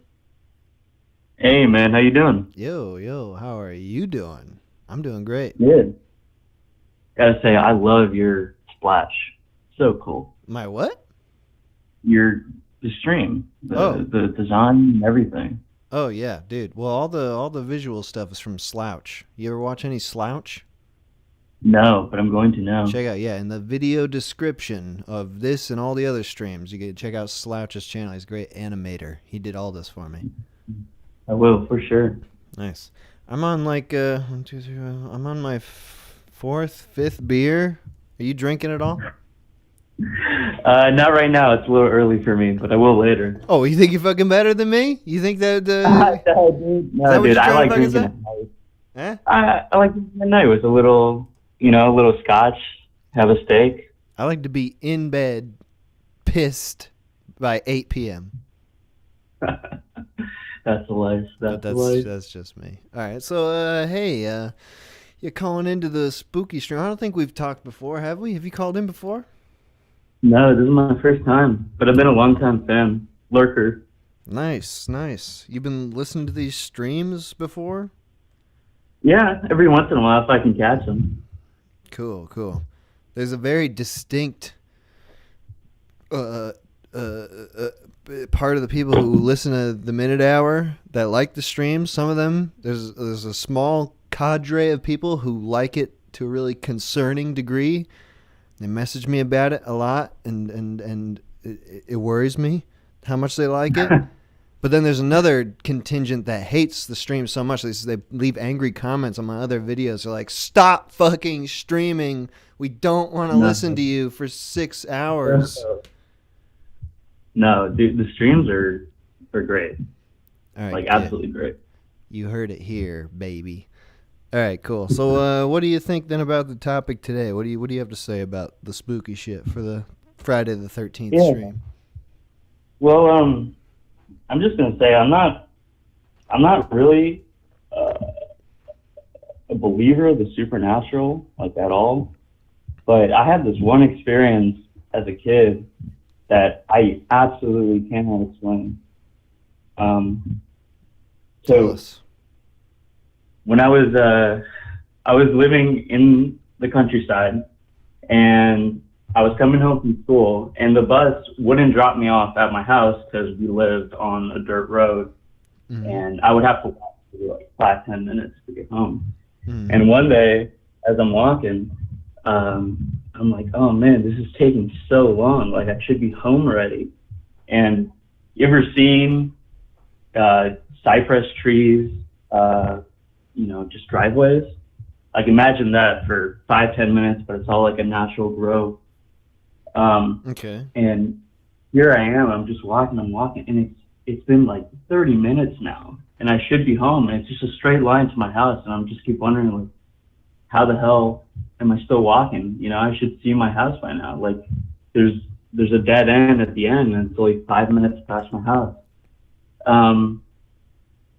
That's basically it. Like, I just keep going, and then I eventually just, like, turn the corner, sort of, and I see my house, and I asked my mom, like, I'm bewildered. I'm like, Mom, what's going on? I've been gone for, like, it feels like an hour and a half. And she's like, no, you literally, I just saw the bus from the top of the hill. And that's like something walk, that's like a walk you took many, many times? Oh, every day. And it never felt like that any other time? No. But you don't. It's just purely inexplicable to you. How does that rest in your mind? The idea that there's just something totally inexplicable. But it's like, I also had a watch, and the watch was set an hour and a half ahead of time of what it actually was. Like, it was 3 o'clock supposedly when I was supposed to get home. The watch said 4:30, and I can never explain that one moment in my life. So what? Yeah, how's that? How do you reconcile that? You just ignore it? I don't know. I don't know.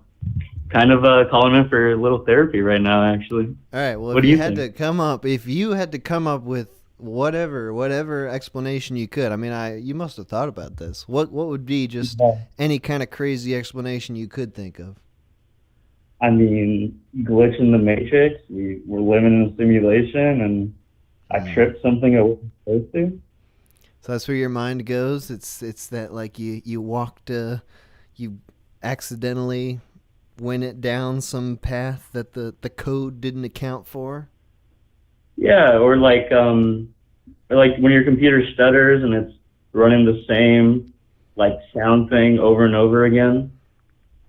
Do you remember anything else about that day in particular? Uh, you know, I don't really remember any like wildlife, which was weird because there was usually some birds or some like deer usually on the road. Mm-hmm. It was pretty eerie, pretty empty. But it's almost like I went into like a never-ending tunnel. But my watch was set an hour and a half in advance. Like, how do you explain that? I don't. I refuse to. I won't even try. It almost reminds me very vaguely. You ever see that movie the Page Master? No. It's this old movie with Macaulay Culkin where he goes into like some haunted library or something with Christopher Lloyd. He gets sucked into books and it turns into a cartoon character or something. But there's like this one tunnel. It's like this scary tunnel he has to ride his bike through every day to get home from work, and he always gets scared by it. And then one day, like, I don't remember, it was like fucking a thunderstorm or something, and the tunnel becomes like a portal or something.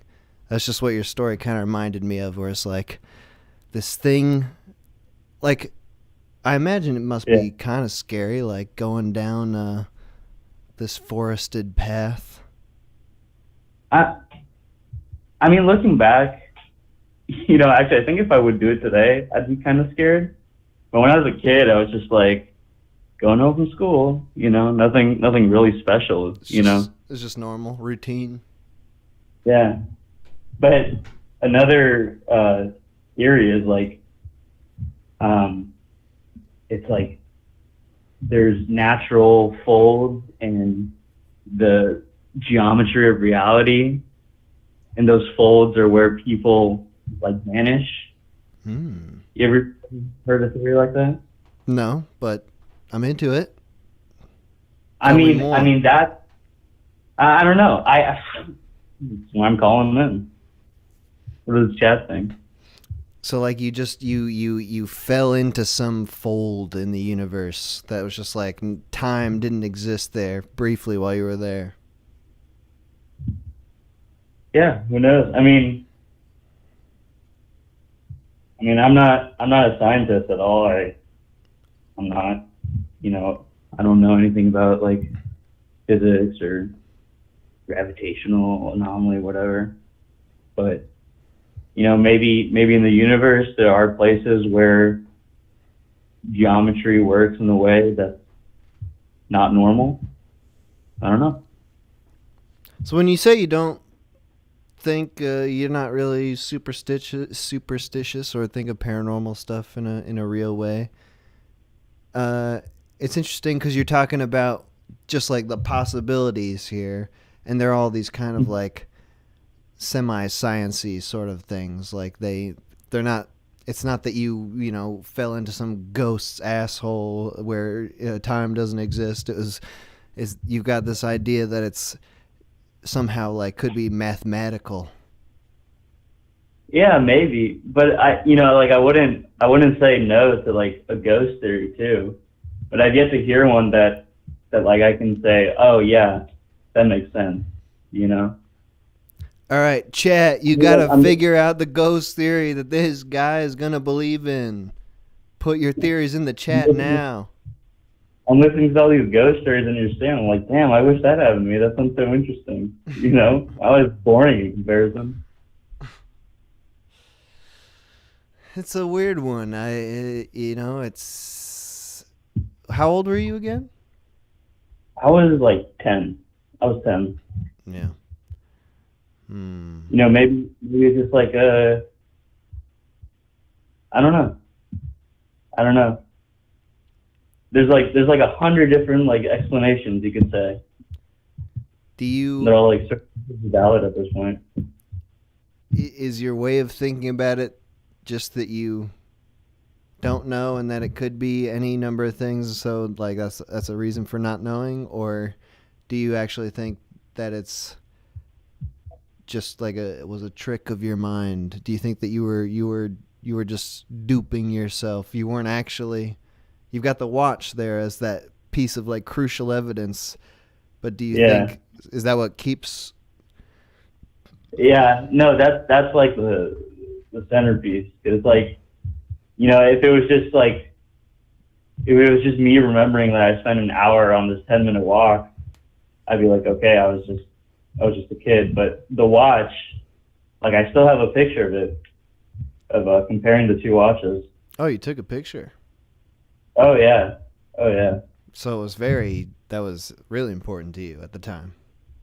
Oh, I mean, yeah, like I was, you know, this 10-minute walk I did every day, and it took me an hour and a half. I was spooked as a kid. I didn't know what to think. I thought I was lost. I started crying. While you were walking? Yeah, I just, you know, like I couldn't go back. Like I tried to go back, I tried to go forward, and same thing.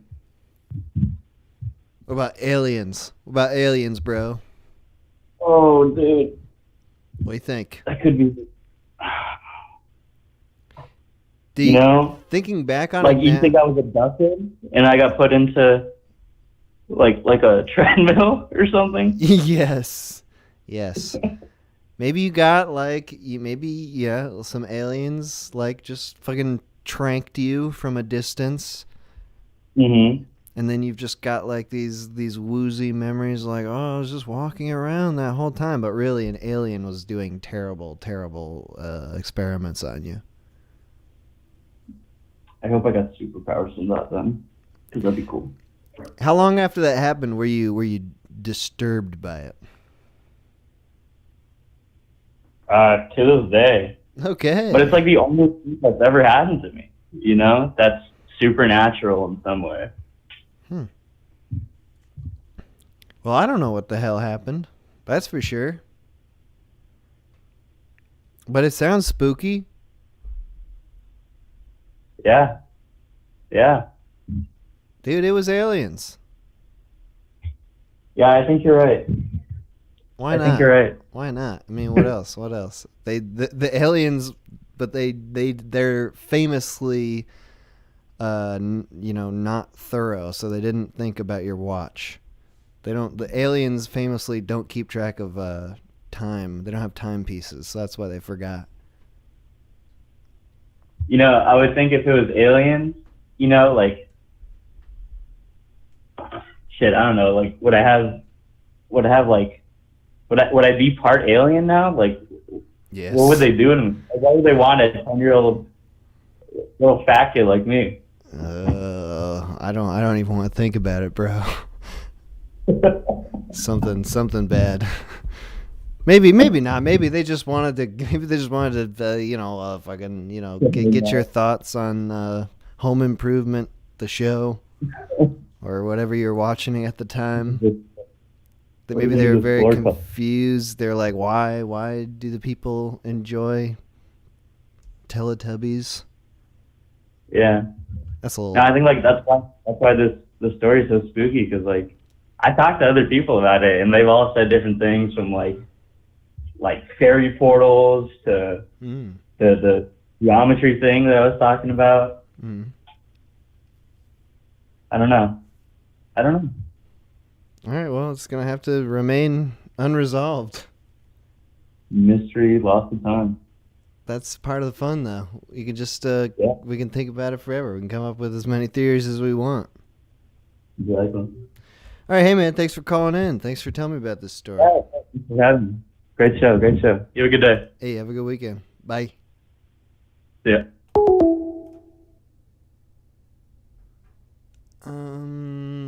yeah, you know, I was also getting sort of like Matrixy vibes, like, you know, like those.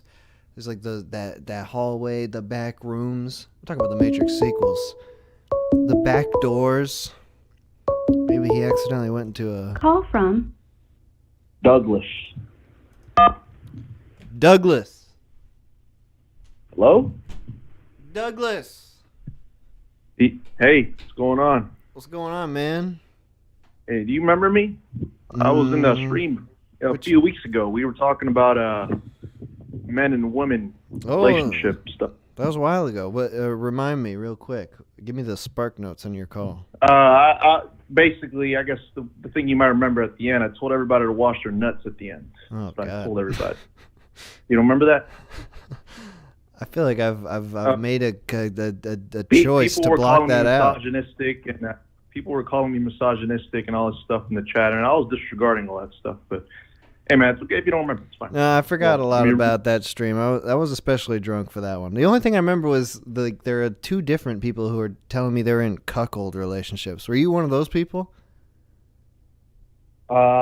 You know, I would never consider myself a cuckold. I mean, no, they were the bulls. They were the fuckers. The fuckers. The ones who they invaded married relationships and okay. Yeah. That wasn't you though. I fuck, you know, and I fuck others. Okay. You know. Wait. Were you the woman? Wait. Were you the guy who said that that women will say, "What do you bring to the table?" And you say that you are the table. What was it exactly? Whatever you're drinking that. You know, it's working. Yes. All right. Good. Yes. I was the one that said, you know, you ought to ask a woman what she's going to bring to the table, and I can guarantee you she's going to say she is the table. Right. That's the thing. That was the quote from Douglas. I had the chat going crazy. I do remember. Now, before I start my... For the record, I don't think you're misogynist, Douglas. It's okay. People can think what they want. It's fine. But I appreciate that. Right. What about the spooky shit? You got some spooky women stories, or is this just general spookiness? I'm going to tell you a little story. But before I do, I forgot to ask you last time. You know, my favorite video that you made is the grill video. That video is astonishing in its content and its animation and everything about it. I wanted to ask you, what drew the inspiration for that video? Were you just drunk off your ass and just came up with that? I find myself watching that video. Just grills, man. Just real life. That was I was living in LA for a bit before that video. That was the first besides Trials Part 2.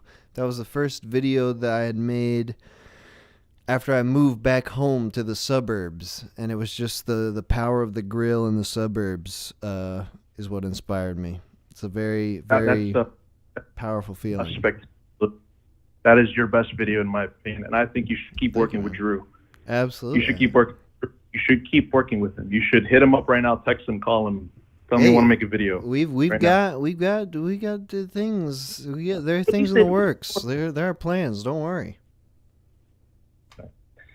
Got all kinds of animated shit on the way. But anyway, enough of that. Tell me about your spooky shit. All right, so take it back all the way to high school for this one. I'm in my early 20s. So there's this hospital, or this type of center where they rehabilitate people. I'm not sure exactly what it was. It's right off the main highway in my city. And that building hasn't been touched in 20, 25 years, God knows. They built things around it, but they haven't touched that singular building.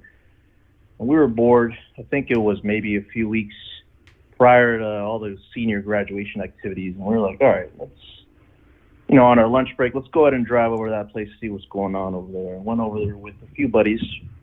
Drove over there, Obviously, it would be trespassing, so we made sure to trepidate with caution and, try to sneak in our way in there solid snake style, you know what I'm saying? Hell yeah. Just sneak in through the fences and things like that. There was no parking, so we had to park across the street and make our way across this very busy highway, which is already kind of dangerous. But we were young. Who cares? Okay. We step in and we see a very decayed place. We had some idea of what it looked like, but upon approaching it, we're like, all right, this place is, it's messed up. It's messed up all the way through. And we made our way through this little pocket of a hole in the fence to the side of the building, and it was kind of a squad that we had going on. We had maybe 6, 7 people. I don't exactly remember how many people, but we started to creep around and see what's going on, and we noticed that the actual place itself had some type of a basement or some type of cavern type thing at the bottom. So we decided to go through there, and to my surprise, there was a lot of things that were interesting. It's kind of like a Fallout quest or something. We were seeing things that you wouldn't see in your regular day life. You know what I'm saying? There was syringes on the floor. There was rope, tattered clothing. There was blood in certain spots. There was strange liquids, different colors, green, blue. Strange things. A lot of paint on the wall. A lot of strange things on the wall. There's written like Bible quotes and strange things like death, and a lot of just regular graffiti art, but there's a lot of strange things in there. And there's a foul smell, such a foul smell. It smelled like fermented, I don't even know, but it smelled foul. It's a really bad smell. It's like a sour, tangy smell. That's what I think of when I think fermented. Like a fermented, extremely sauerkrauty smell. Okay. Horrible. We couldn't pinpoint exactly from where it was, but there was just it looked like sewage water was all over the place. It was really dark, no lights. Mm-hmm. And we I kind of got our blood rushing. I'm saying, like, we saw that and we're like, okay, it might be something to see here. We, in the back of our mind, we were always afraid that we might run into a homeless person or something, someone that was inhabiting those lands. Mm-hmm. And we decided to proceed with caution. We didn't want to turn back and be like, oh, we're a bunch of pussies, we're going to turn back. We're going to go ahead and just keep on going. So we actually decided to split up just in case there might be some type of issue going on. We might be able to trepidate the grounds a bit easier. So I split up with my big friend who weighed about 300 pounds. His name is Juan. Okay. And 300 pounds? He's like, how old? I mean, at the time, he was probably 17 or something. Jesus Christ. High school. Is he still alive to this day? I actually don't know. He moved to this Wisconsin and stuff like that. I don't know. I haven't heard from him. All right. Yeah. He split off, and we went over, and we started seeing, like, dolls and a lot of strange things. Just seeing a lot of documents and just, again, tattered clothing, a lot of strange writing on the walls. We went to the staircase of the building, and there was actually a hole in the staircase. And it looked like a kind of an overseeing spot of the whole entire city. I wouldn't be surprised if people have killed themselves there. I mean, I've heard stories of people doing bad things there. And, it was a long distance to fall? Like kill yourself, like jumping off something? Yeah, it was on like the fourth or fifth story. Ah, okay. I looked over it. I was kind of contemplating, decided to go and look through. We actually ended up finding some strange syringes scattered across the floor and some of the floors there. Some strange liquids. I'm not sure if there was methamphetamine, things like that, but out of the blue, our friend, who was the one that split up from us, decided to call us, and he said, "Hey, bud, you need to get down here."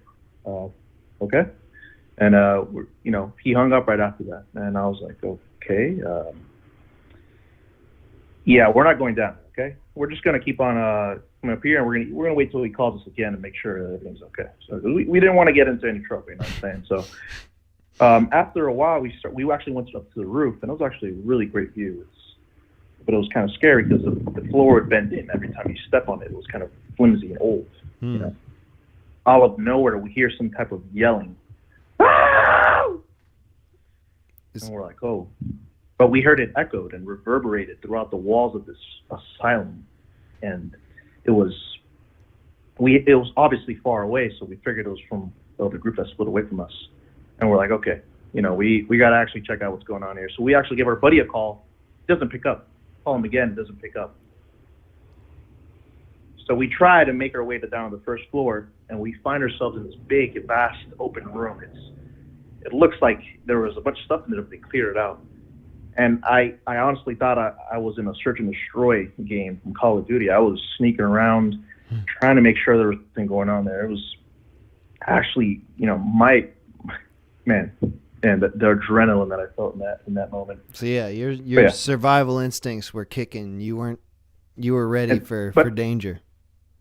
Yeah, it was. Keep in mind, it's really hard to hide with someone who's as round as the target balls that are at a target. It's pretty hard to hide with someone that big. Mm-hmm. But we ended up getting a call from the person that actually called us initially, and they said, okay, there are people here, and you need to come down here right now, or else we're all going to be in deep shit. I'm like, what do you mean? Like, just do it, man. Just do it. And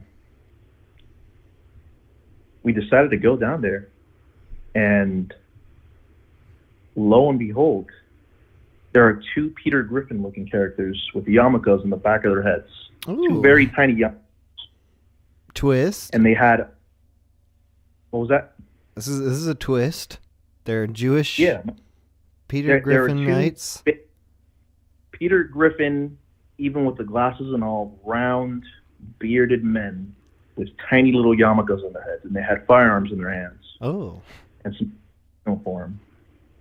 Started yelling at us in some weird manner, and we approached them, and one was completely silent after the yelling, and one was completely ravaged by this behavior and the things that we were doing here. It was very upset, and turns out, we didn't even notice this, but next to the asylum there was a Jewish recreational center. It was big, and looks like these two were some Jewish cops or some Jewish security guards or something, and they were really, really mad that we were in their were trespassing. I'm not sure if it was their property or what it was, but when we got there, everyone was in handcuffs, and we got a gun aimed at us.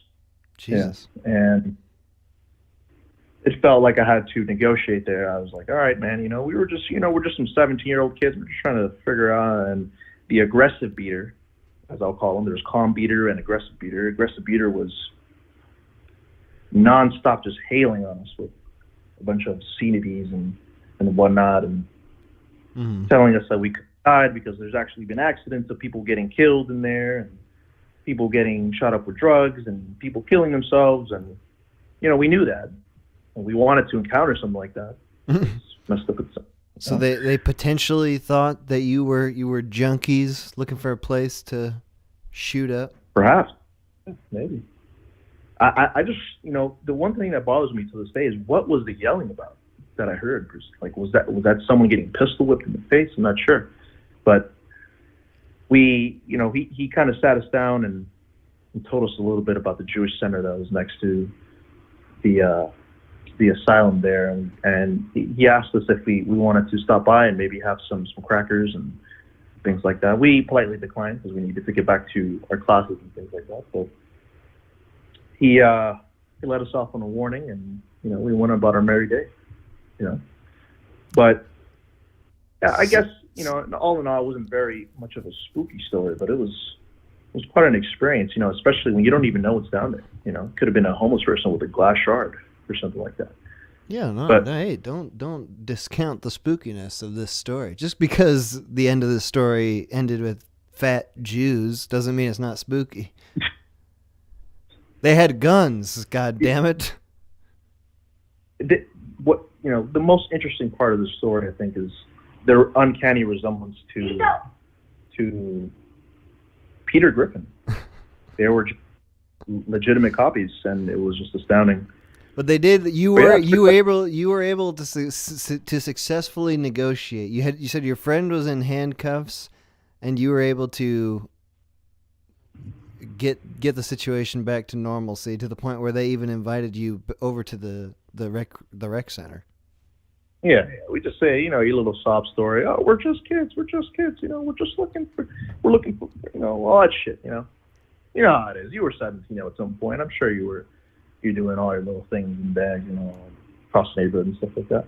But Sure, I never had a gun pointed at me. Oh man, I've had an AR-15 pointed at me before. So there's this. I'll go into the story just real quick. There was this bridge by my house, and we actually decided to go. Like, it's on a farmland. It's really, really big farmland. There's this big bridge that's unfinished that goes to a different part of the city. You got to cross the fence to get to it. It was approaching 8 o'clock, so the sun was coming down. I found a big stick on the bridge, and I started waving it around. And one of the farmers that was on that farmland ended up calling the police, claiming that I had a firearm, some type of long-arm firearm on me. Yeah. And the police came. Maybe there was like 6-7 patrol cars that pulled up to the side of the fence.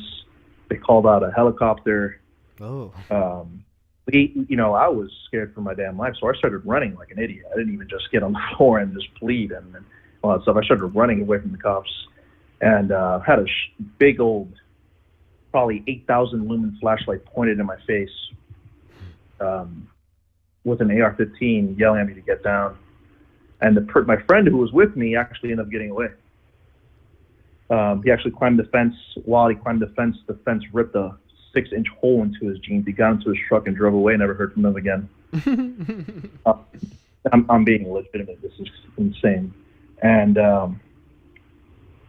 my parents came over and they were like,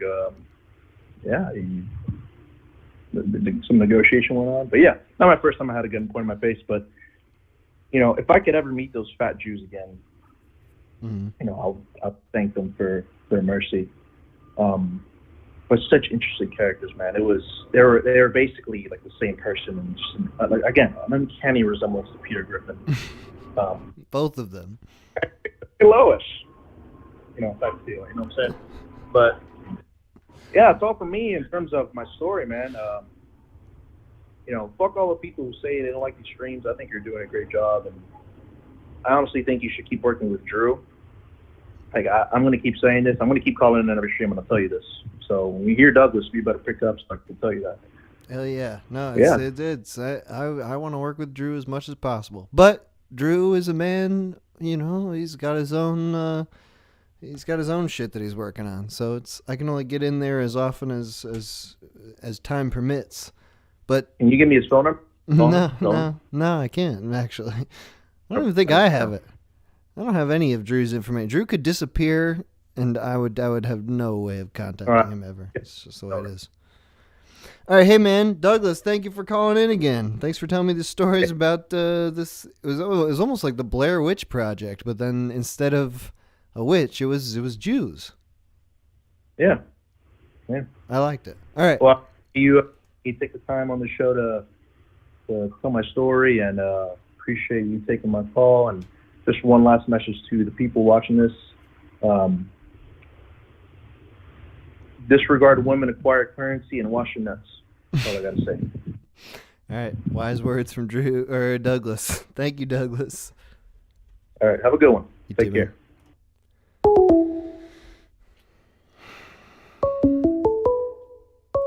Call from Jet.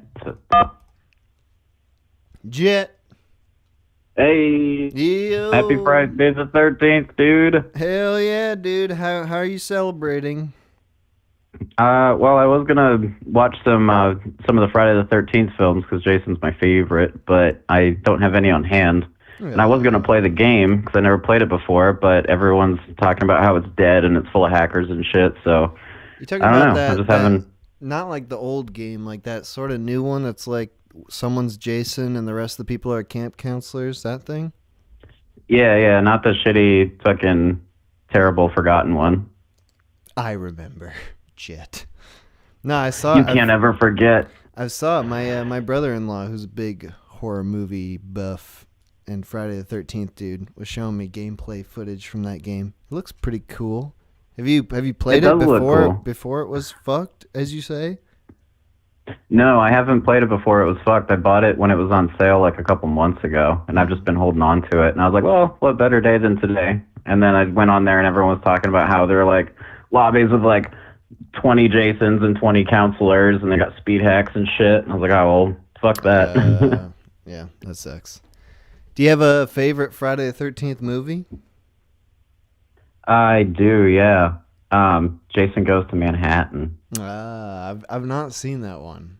I've only seen It's 1 and 2, and... No, 1 and 2, that's all I've seen. It's amazing, dude. It strokes me real good when you just fucking punch some dude's head off, like clear off his body. Just a straight punch. I've watched like YouTube videos. I've done this for like basically every horror franchise. Just like search a horror franchise and then put all deaths after it. You get a nice YouTube supercut of just all those grisly moments. And I remember like the Jason Goes to Space one. Was that like 4 or 5 or? Oh, Jason X? Yeah. I think it was. Yeah, that was ridiculous, man. That one's got that. Cool... Like at that point, they were just milking him for every penny they could get. Yeah, I mean, goes to space. Who goes to space? Of all the people who go to space, why Jason? Exactly. He's not trained. He's not an astronaut. No, and there was a vampire one too, where Jason was also a vampire, but I don't know if that was. Really? I don't remember if that was the same one or not. No, the only ones I ever saw were the first one, which is, you know, like I guess I don't want to spoil it, but you know, it's a good one. The second one is the one where he's got like that silly burlap sack over his head. Yeah. He doesn't even have the hockey mask. He's got a burlap sack. Yeah, and the first one's all about his crazy ass mom. Right, exactly. Anyway, good shit. Well, what about your own personal spooky stories? You got any tales from beyond, from the supernatural? I do, yeah. This isn't one that I was too young to remember it, but it's a story that my mom has told me since I was a kid, and she still continues to tell to this day, and it gives me chills just thinking about it. She used to have an apartment when I was really, really little. She just moved into her apartment, and she just divorced my dad. Mm-hmm. And she was in there, and there was like the living room, and there was a hallway. And then there were 2 rooms on the left. There was my bedroom, and then the bathroom, and then her bedroom was on the right. Mm-hmm. Well, what she would do every night is she would put me in bed. She would put me down in my crib, and then she'd leave the door cracked, and then walk down the hallway to the living room and hang out for the night. Mm-hmm. Well, she said that a few like really weird things started to happen, where like she noticed things would just kind of like end up in other places, and it was just me and her, and I was too small to like grab anything from the counter. But she said one night she laid me down in bed in my crib, and she shut the light off, and she just cracked the door, and she walked about 3 or 4 paces down the hallway towards the living room, and all of a sudden she heard my bedroom door just slammed shut, and then this really loud crash from inside, and then I was screaming, and she ran in and she threw the door open, and my crib was flipped over, and I was laying on the other side of the room screaming, and she said there was just this really, really strong smell of cologne. And like the air, she said she described the air as feeling like really heavy and suffocating, but also cold at the same time. That's spooky as shit. Yeah, she left that fucking day, and she talked to her landlord, and her landlord told her that apparently, and I didn't know that until she had mentioned it, but I guess they're legally supposed to disclose this kind of stuff when someone moves in. But I guess the woman who used to live in that apartment was really, really old, and she died in that apartment, and she was pretty well known around town for just being absolutely like she hated men. Like she could not stand men of any sight. So that's the second caller. You're the second caller now tonight who said that like they experienced a paranormal thing in their residence and then brought it up with the landlord, and the landlord immediately came clean about like some sort of death or tragedy that occurred in the same place. Yeah. I did have I didn't know that they were legally supposed to disclose that until afterward, and I kind of wonder like how many of them just don't. See you, Carlos? I wonder how many of them just don't disclose that shit because they're not believers and stuff. Or that they would spook off You know, you can't tell who would be so believing of those stories that they would just be spooked away from renting or buying. Yeah, exactly. And honestly, that apartment complex that she lived in was not the greatest. So I wouldn't be surprised if they held some shit back so that she would move in there. Nice. I did have I actually did have kind of a really weird experience. I didn't see a ghost, but I spent some time after college. I was just fucking bumming around and hitchhiking, and I was traveling and DJing and stuff, and I ended up in Louisville, Kentucky. And the girl I was traveling with had a friend. His name is Andy, and he lives in an apartment over there. I don't know if he still lives there or not, but he'd been living there for a few years. And we stayed a couple nights over there, and we were in the living room, and he had this kind of like metallic. It was like a metallic sculpture of like a sun with a face, and it hung over the doorway. And I thought it was the coolest thing in the world, man, when I saw it. And I asked him where he got it, and he said, "Oh, he got it from like a yard sale, I think." But the owner was just like, just gave it to him. Like there was a price on it, but the owner just gave it to him, and he hung it up. And he had a roommate prior to us visiting. Like I want to say maybe it was less than a year. I want to say maybe six to like 8 months or so, something like that. But his roommate committed suicide in there, and he was a perfectly fine guy, before then. But he said it was completely unexpected, and it completely threw him for a loop. But the reason I bring that up is because we were sitting there in the living room, and this is before he told us this. Me and her were sitting in the living room, and I had my laptop open on my lap, and I was working on music.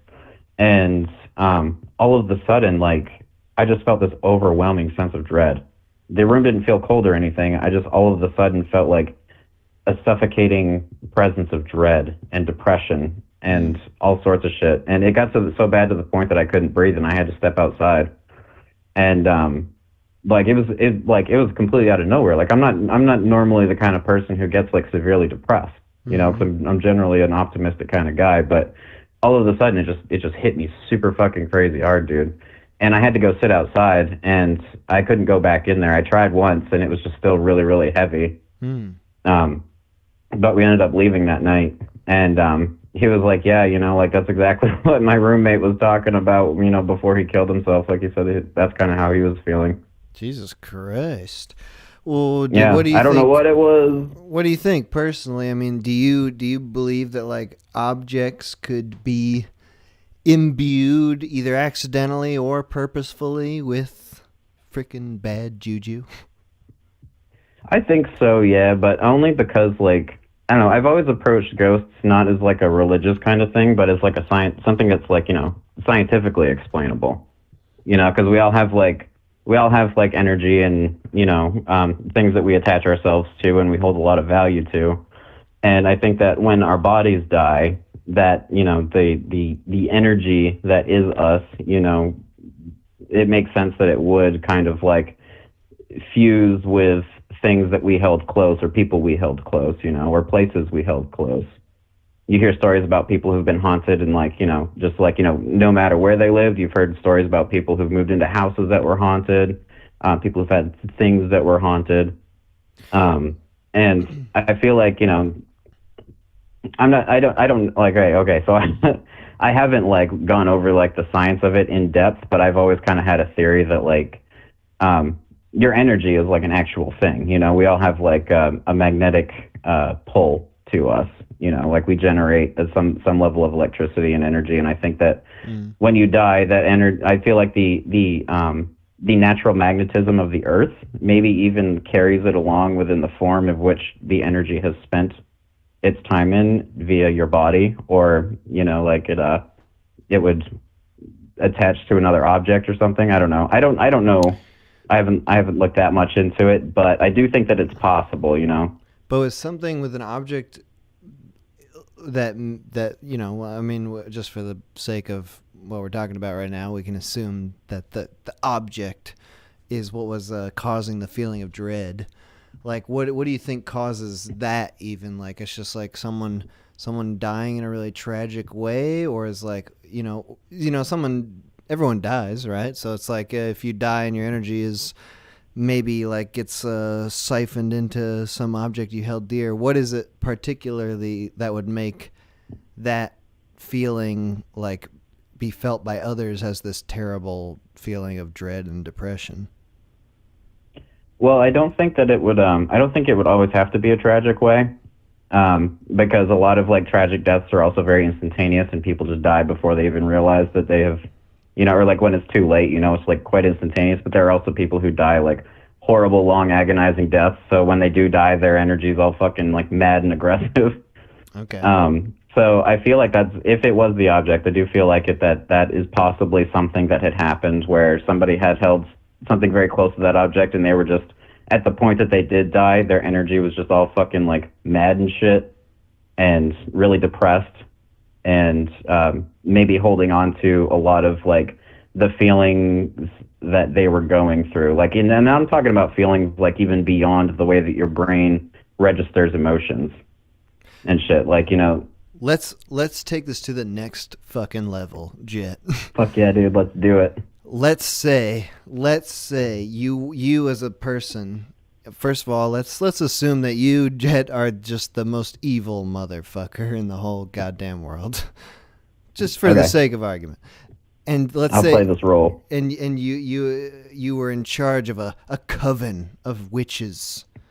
And your whole goal as a coven of witches is to create these cursed objects by like torturing and killing people in agonizing ways, and then like sucking up their soul into these cursed objects. And then like you've all of a sudden you've got this object that has this power that's got so much dread and terror built into it that like you could just put it in someone's room and it's gonna fucking make them go crazy and kill themselves. Yeah. What do you think about that, dude? Is that I think something we should do? I think that's an astounding idea. I feel like there's so much power to wield. Do you think that like, there are people who think? Do you think there are people who think like that? Oh yeah, totally, dude. Yeah, I mean, well, if you look at like the town I live in is infamously haunted. Mm-hmm. And we have a fort right across the river, and the fort is right next to the fort is already like infamously haunted. Like we've had multiple television shows and ghost hunters and stuff come up and do shit. Oh. And right next to it is the mill, and the mill was actually built on top of a Native American burial ground, and they called them the Red Paint People. Mm-hmm. And yeah, and it's because they used a lot of red dyes with all their shit. And after the mill was built over that, and the grave was disrupted, and the burial grounds were disrupted, like a lot of really crazy shit has been happening. Like this town is, I'm not even kidding, dude. Like this town is infamously haunted. So then, do you? And I feel like. Okay, go on.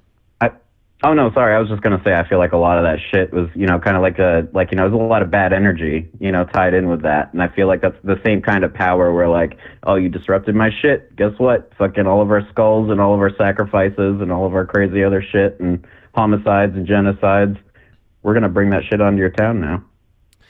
Do you think, it like just in your own personal mind, do you think something like that makes sense, either in the evil, horrible sense or even like in the opposite sense? Like if you were a good coven, if you were a coven of nice witches, like you might like make someone's death experience just really fucking pleasant and beautiful, and you could bless objects in the opposite sense. Yeah, that's a really good question. I really thought about that. I feel like you could.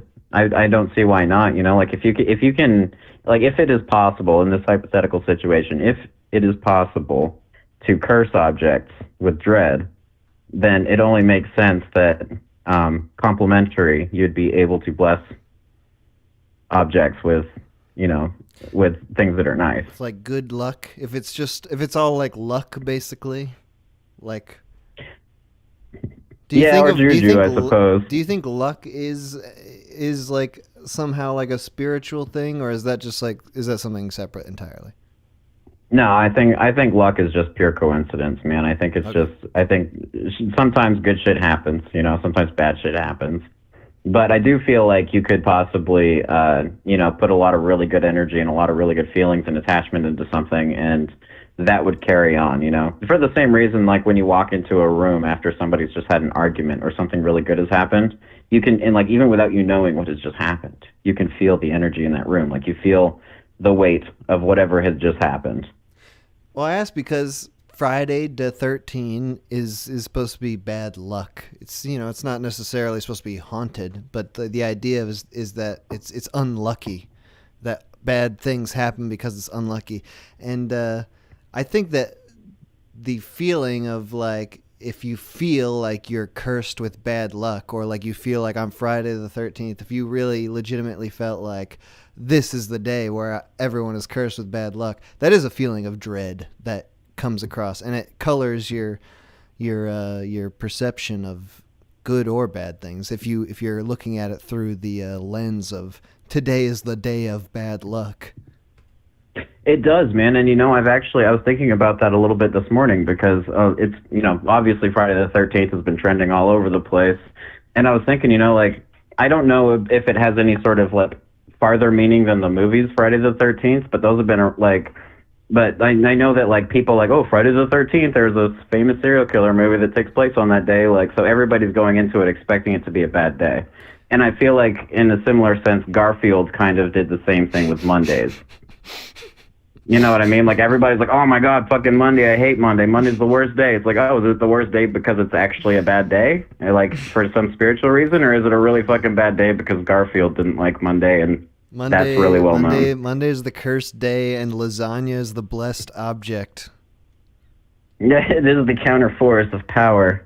I actually have no idea where the idea of Friday the 13th being bad luck. I don't know where that came from. I assume that the movie didn't originate that, because that would be like a kind of... I mean, I would give them credit if they were that creative. Just like, we're going to be like, this fucking day... If it's Friday and it's this number, that means it's bad. Like that would be surprising to me. It sounds like it would just be, I don't know. Yeah, I don't know. It very well could have just been a shot in the dark. Like, oh, we need to name this something clever. Okay, well, what is the plot? What day is all this shit happening? Friday. What day? The 13th. All right, Friday the 13th, dude. We got it. Dude, I have no idea, actually. That's a question that a future caller is going to have to answer for us. Hey, Jet, thank you for calling in. Anytime, dude. Have a fucking awesome stream and a great Friday the 13th. Hey, and by the way, you're involved with the Matter zine, eh? Yeah, I am. Yeah, I got a couple things in there. Dude, congratulations on the Matter zine fulfilling its Kickstarter shit. I'm sure everyone's going to enjoy getting that in the mail. I know I'm excited to get my Matter zine in the mail. Yeah, dude, of course. And I am, like I told you, I'm very excited as well. And I'm also, I'm in like 110,000% go mode, and I'd love to do more shit for the Mighty Lighthouse too. So you can expect more coming from me. Hell yeah. Good to hear it. All right, Jet, have a great weekend. All right, see you, dude. Bye. Did I? Okay, nice. Okay. My God, I have to take a break. But we're gonna listen to one last song by Spazee, and then the rest of the music from the stream is gonna be from Full Awful, and both of the links to their stuff is gonna be in the video description. So if you like the shit, check out their Bandcamps, their SoundClouds, all that shit. All right, be back in 6-7 minutes.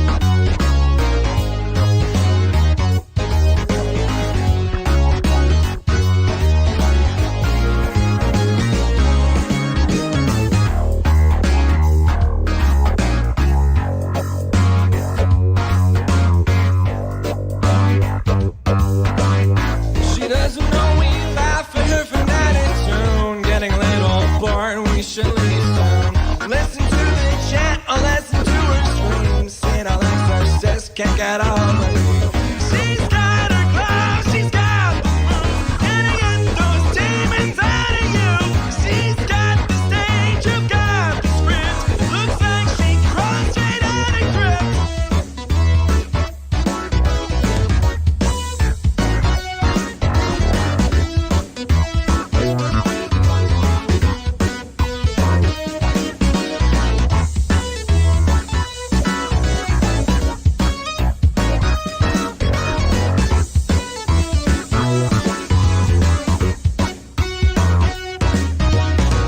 What the hell does she want with me?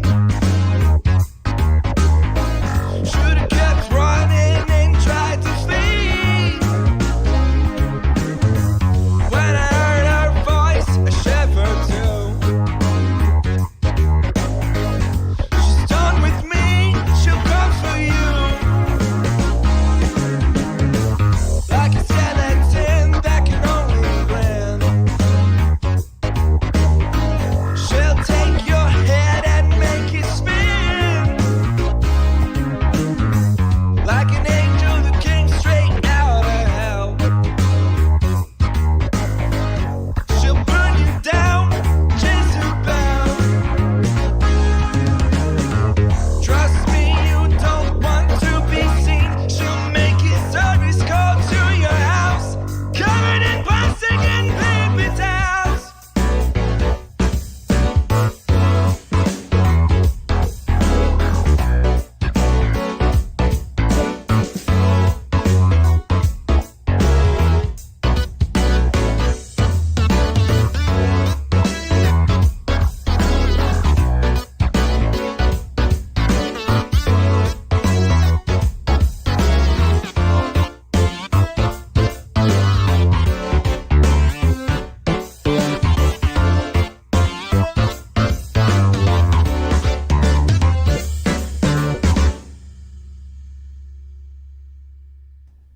Okay. That. No. Okay. That last track was Full Awful. Full Awful. The rest of the music from the stream is going to be from them. There's a link in the video description to their Bandcamp. And they have a SoundCloud, I think, too, but I couldn't find it in time. But you can find it if you just try hard enough. If you apply yourself, you'll find it. Full Awful. We're gonna go back to calls in a few minutes here. I did want to tell my local legend story because I remembered this, but not until after my opening shit.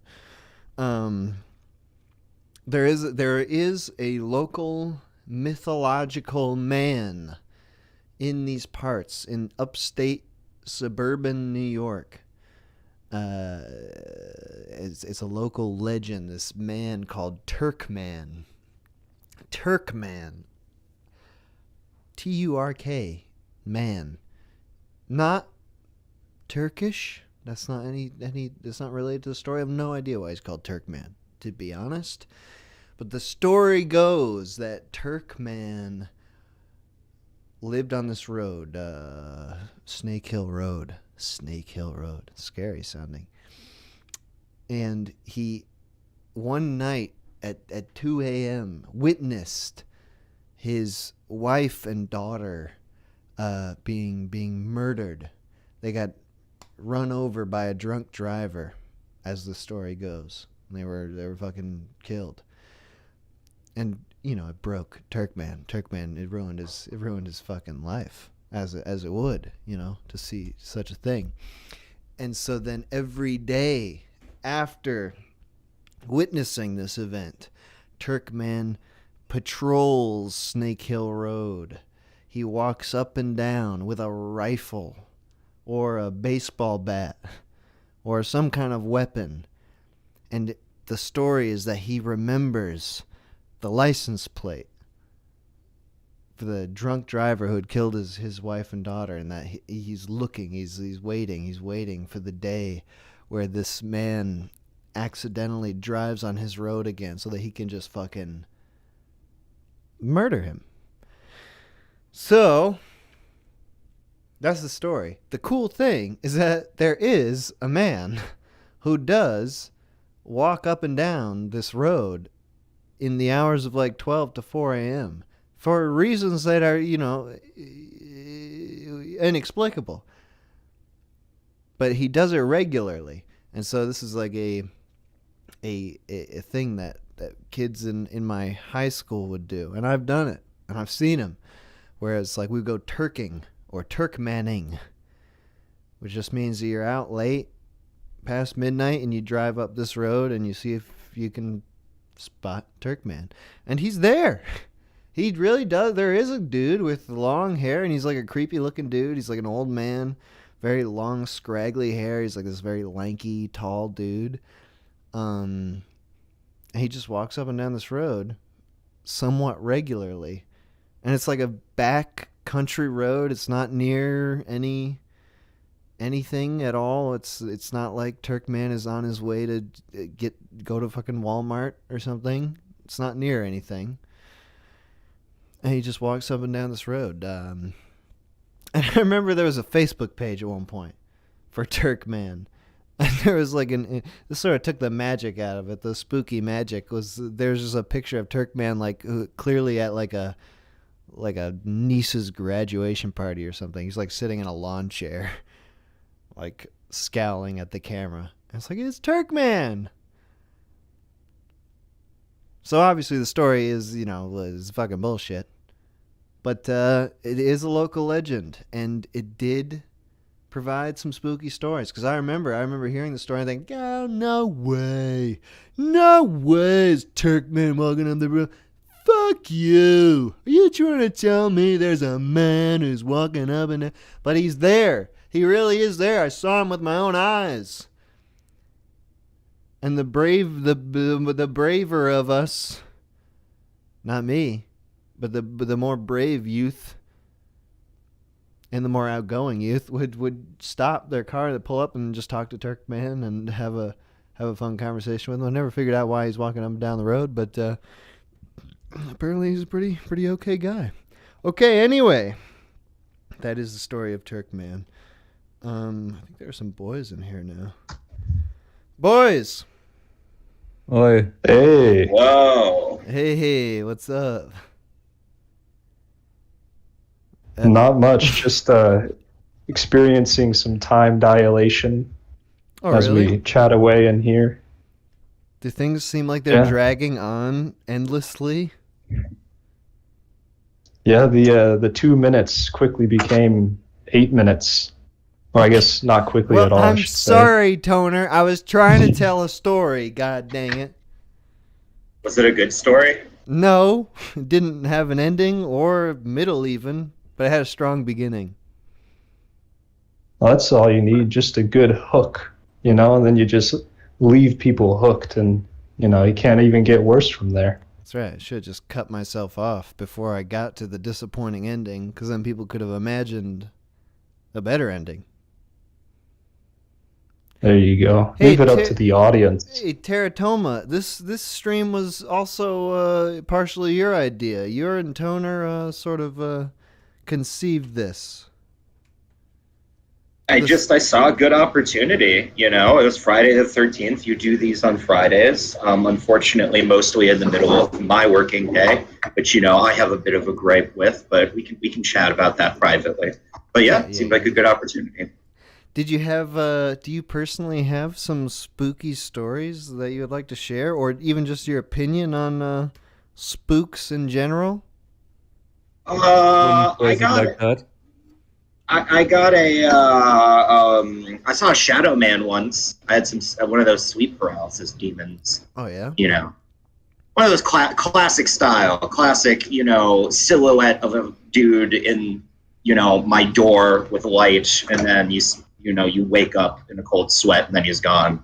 But I don't know. I don't think it was a ghost or anything. I think I'm just profoundly psychically damaged. So, Yeah, do you think, what are the chances that it was just like your RA coming in there and trying to diddle you? You said it it was in your happened when I was dorm, right? living with my parents. Oh, I thought I you was said your living with my dorm. parents. Okay. No, in my doorway. Oh, I see. And I really hope that isn't the case, with regards to my parents, because that'd be a different kind of stream, I think, if we went that direction. That's why not? Why not do the molestation stream? Well, so Teratoma, what do you think about then? What's your own personal opinion on the paranormal or supernatural? Do you Do you think it's Penn and Teller's bullshit? I do, actually. You know what? I grew up as a young man on the internet in the era of edgy atheism. And as much as it's shameful, I never really grew out of it, Richard Dawkins indoctrinated me, and now here I am to this day, What about the side of the internet? This is the side that I'm most familiar with when I was growing up, the urban legends side, where it's like that song by the fucking, I forget their name, the roller derby bros or something. You can hear a woman screaming in the background, and it's because in the photo shoot where she was dripping honey on her naked body, her legs became fused to the paper and it ruined her life and she became a ghost. You were never into the urban legend side of that? No, I really did. I did enjoy that. I did enjoy that stuff. The caveat is I enjoyed reading about it on Snopes because I was and am incredibly just insufferable in that capacity, I was on E-Bombs World when you were on Snopes, Teratoma. Well, there's no accounting for taste, I guess, I was watching the compilation videos of like all the subtle sexual imagery that Disney puts in their movies, like in The Lion King, where the dust says sex for a single moment. Well, there is a dick on the cover of that one Little Mermaid tape, but that's like well established. That's not a legend. That's a fact, an urban fact, perhaps. Hell yeah, that's the shit I like. Though that's not really supernatural at all. That's just like some pervert at Disney decided to draw a dick. I like those Skinwalker stories from X. I mean, I don't think they happen, but they're cool. It's fun stuff. I like Skinwalkers. I've never heard of that. Oh, it's like this monster. I mean, all the stories basically follow the same sort of trajectory. People are out in the woods or in an abandoned place and they hear a voice of someone they recognize and they're like, oh, let's go check it out. And then they go over there and they can't find anything. And then they smell something horrible. Sometimes they find like animal carcasses, and then they always feel weird and have to leave. Then they see their buddy who they thought they were looking for back at the campsite or whatever. And they're like, where were you? He's like, I've been here the entire time. There you go. That's a Skinwalker. That's pretty much every Skinwalker story. But they're fun in the moment. I'm not describing it very well, but that's. Right. Wait, so the idea is that the buddy who claims he was there the entire time, he's been like replaced by a being? Yeah. They're like, they're like these like malevolent shape-shifty kind of things. If you look up pictures of them, they have like a skull of a deer for a head, and they're all big and gangly and claws. They're cool. It's cool. A cool concept. Cool stories. Skinwalkers are neat. They're pretty cool. I'm looking up Skinwalker. I'm getting a lot of weird shit. A lot of sexy dudes. Well, I don't know what kind of Skinwalker. I mean, it's usually like one word.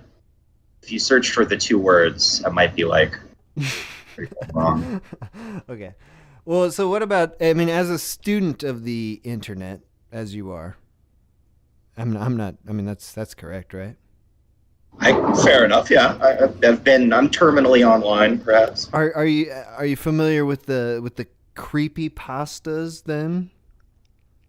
Yeah. I used to read a lot of the SCP stuff. Some of the creepypasta became super cringe as it went along, but some of the early stuff was pretty good. Do you remember any good creepy pastas? I remember the only one I can really truly remember is Squidward's suicide. There's a classic right there. Shit, there was one. I'm trying to remember what the name of it was, but it stuck with me. I wanna make sure it's the right name before I say it. Oh yeah, it's called the Rape Centaur, the six-legged Rape Centaur, and it sounds goofy, but the story is really, really good. Really good. You're saying centaur like the horseman, not rape center, like where you'd go to get raped for fun. No. It's a centaur. It's got many legs, and it shambles, according to this one story. What do you recall from that creepypasta? But see, the thing is the build-up is what's good. So I can't. Yeah. I don't want to butcher it. It's something you can find it very easily online by searching the keywords, AOL keywords, rape centaur. And there, it'll be right there. You'll find it. Search rape centaur right now, and, yes. And don't think about the consequences. The back rooms are fun. That's like a new one. People have been taking the back rooms and running with them, which is pretty cool. That is true. That's like that sort of image of the like yellowish office, no windows area. And it's like, what is the thought behind the backrooms creepypasta? If you glitch out of space, you end up in the back rooms. Like if you glitch out of the normal world, which is like you can do that at any Joann's fabric store. Get in there. That's where the glitches most often occur. I mean, I'm not sure about most people, but last time I went to a Joann's fabric store, the halogen lights and the endless stacks of fabric really lulled me into another reality. So, is that like based the back rooms? Is that like based off the Matrix Reloaded, where they have like the long hallways with the back doors that lead you into different places? Not sure if it's based off of that per se. I think it's really just taken inspiration from like just derelict buildings and this general feeling of like unease that comes with this. If you just like search backrooms, it's got that classic image of those yellow stained walls and something familiar yet eerie. I think that's just the general vibe behind it. I love creepypastas. I think, what I love about them is they're obviously all written by like 12-year-olds, and they have it is about the build up, but it's also they're always so disappointing. I mean, there's never like, but you can spend a long time reading them. I remember that Squidward's suicide thing. That whole thing is just like, oh my God, you guys will never believe this. I was watching SpongeBob one day, and Squidward just looked directly at the camera, and his eyes were like human, hyper-realistic eyes, and he just looked at the camera for 10 straight minutes, and then he fucking slowly raised it. Like it's not scary. Some good playground material. Exactly. Like it really is. Your friends with. Yeah, it really has that. I like that we're able to get the new generation's version of like spooky stories, and they involve Squidward on SpongeBob killing himself as a lost episode. I mean, it set the stage for Five Nights at Freddy's. It set the stage for Baldi's Basics, and what's that other one that kids like? What even Bendy? is Bendy and the Ink Machine? What even is Five Nights at Freddy's? My little nephew, who's 4 years old. I was gonna say 5, but that's not right. 4 years old. He fucking loves Five Nights at Freddy's. He's always pretending to be Jump Scare Freddy with me. It's annoying. It's annoying as hell, to be honest. I mean, Jesus Christ. I mean, that's the game. That's basically the game. Yeah, it's just like he's probably never even. No, He probably never even played it. He's I can confirm he's never played it. He's only watched videos of people playing it. That seems to be the child experience for the new gen. They just watch people opening presents. They watch people playing games. You just gotta live People have sex. vicariously. Oh, What's that, Lordy? I said they watch people have sex. Cuck porn is pretty good right now. So When did you start watching porn, Lordy? I don't remember. Like I'm old. I didn't Can't even I didn't remember. mean like the year. I just meant how old were you? Yeah, no idea. Yeah, I mean, To be honest, I grew up with the internet, so no idea anymore. could have been I've- could have been any time. Yeah, I mean, life is like blending together. The older you get, the more you feel like, man, was that like a day or 5 years ago?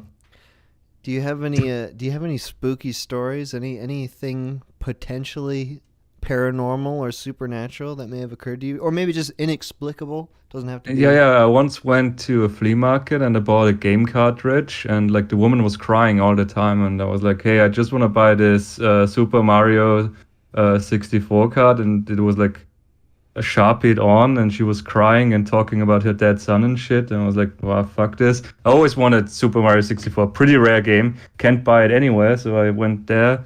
I was like, "Yeah, good, I'm gonna buy that." And then when I popped it in my Nintendo 64, it didn't work because just how that is. So I blew into it, and when I blew into it, it said, "Wahoo!" I was like, "What's that?" And it was, Wait. I was like, "Oh, weird." And I put in the card, right? Because I was like, that's pretty spooky and weird and shit, but I don't give a fuck it. I wanted to play Super Mario 64.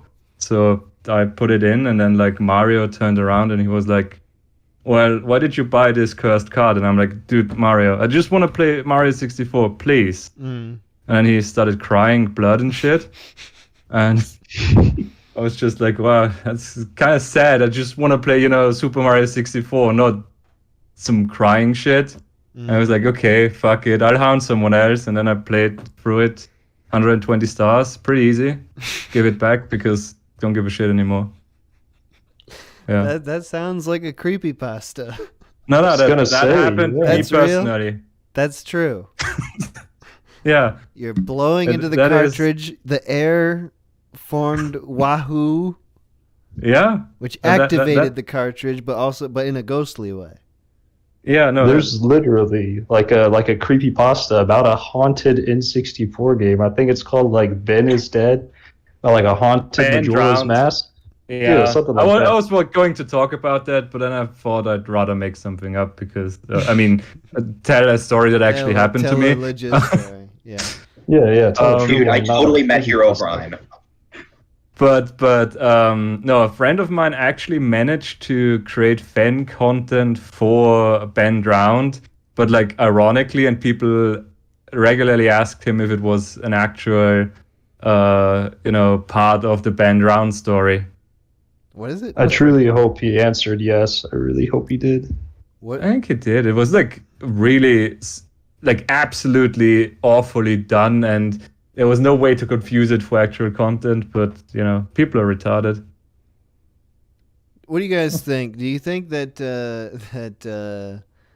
there's any value to the creepypastas, to these video game urban legends at this point? I think like 100 years from now, there are going to be historians, like folklore historians that are going to be looking back on the dawn of the internet age, and use these creepypastas as cultural samples of our time, just like we would Just any to other, prove how folk stupid tale we of the were? past.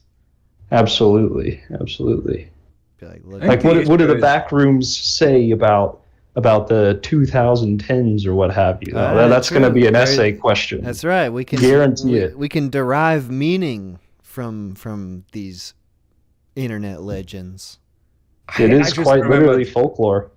the best one that I've ever read. I don't know if I can find it again. There was one where a dude rode the subway regularly, and one time he noticed a dude that just stood out to him and like looked like an alien. So saw him like a few days in a row. And one day he just and the dude always just rode the subway from end to end. And after a day, like after a few days, he just followed the dude back to the to like when the end of the station, and there he somehow got lost running after the dude, and ended up in a different dimension basically, where he was the odd one standing out. And then he drove the subway again until someone noticed him, and then he could travel into another dimension and another dimension again and stuff like that. And I don't know what the ending was, but it was like this really moody thing to read, because the dude described his despair about being lost in the train station, where he can only ride the train till someone notices him, and then can only leave to be in another dimension where he still isn't at home and somebody notices him. I think I have that bookmarked somewhere, but I mean, I read that like 20 years ago, 15 years ago. And it's stuck with you to this day? Apparently. The only one I haven't remember thought is of that fucking in years. Squidward's suicide. Oh, I also remember the Russian sleep experiment. That was That was another good one. Yeah. You guys ever read the Kyle Odom manifesto? No? Don't think I so. don't think so. That's like a real life creepypasta. There's a crazy guy named Kyle Odom who he was going insane. He was losing his freaking marbles, and he thought everybody. I remember around him- seeing this story.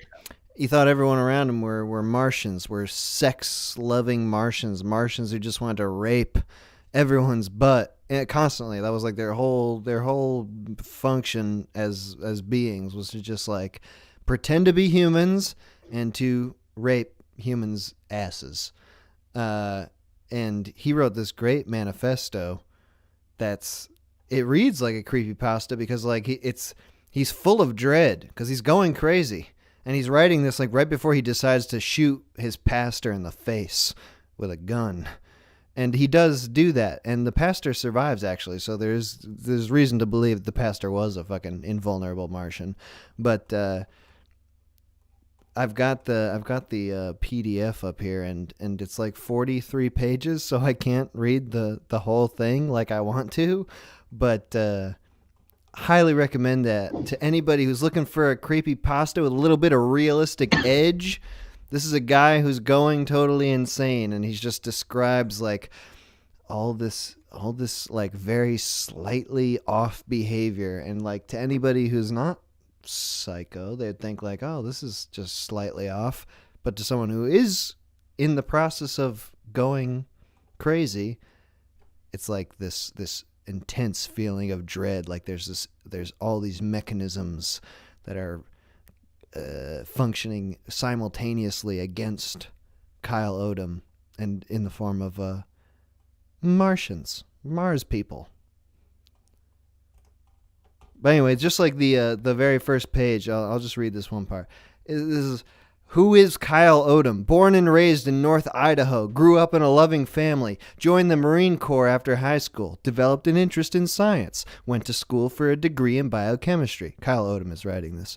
Won numerous scholarships and awards, graduated magna cum laude, and then got invited to a prestigious university to work on genetics. Check my personal documents. As you can see, I'm pretty smart. I'm also 100% sane, 0% crazy. Why did he do it? My life was ruined by an intelligent species of amphibian humanoids from Mars. I wish I was joking. Please keep reading. They were here long before we ever existed. Their technology is millions of years more advanced than ours, and I've seen them do things that defy all comprehension. They have a massive breeding stock of humans, which they breed and control from birth. They use these quote-unquote humans to live vicarious lives among us. They appear to be completely normal because they're good at imitating human behavior. See Martian technology for an explanation on this. The actual Martians live deep underground, here and inside of the moon, not on Mars. They take control of wild human beings and use them as sex slaves. Don't believe me? Ask President Obama to take a lie detector test on this one. They tried to take me, but they were unable to control my mind. They've been following me ever since. I tried everything to get my life back. I begged, bargained, and I threatened. Everything I tried to do was sabotaged. I attempted suicide twice, but they stopped me both times. My last resort was to take actions that would bring this to the public's attention. Read my story to learn what happened to me and why they targeted me. And then it goes on from there. But really good stuff. I think I've met someone like that, unfortunately. Someone who is losing their mind?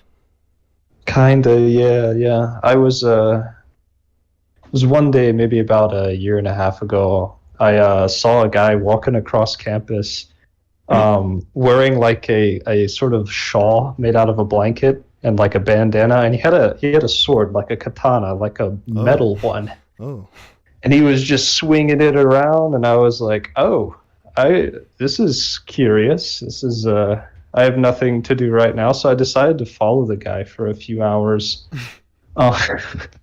So I like stayed a few feet behind him, and like people were just passing by, giving him weird looks and stuff. And I was like, I just want to make sure this guy doesn't hurt anyone, because at my university, like a few years before I went there, a student actually attacked a professor with a katana. So it wasn't out of the realm of possibility.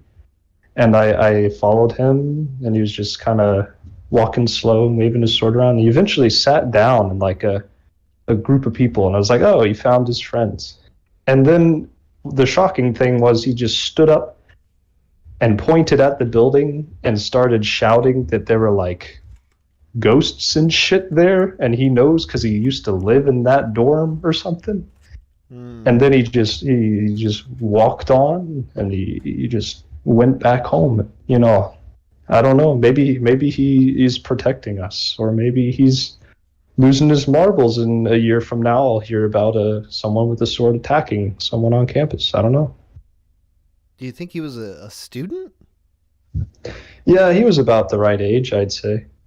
And he walked into like another student living area, but he definitely had the off vibe to him. And when I spoke to the people who he shouted at, they didn't really catch any meaning from what he was spewing. So I don't think he was well, if I'm being honest. And maybe I should have done something more about that.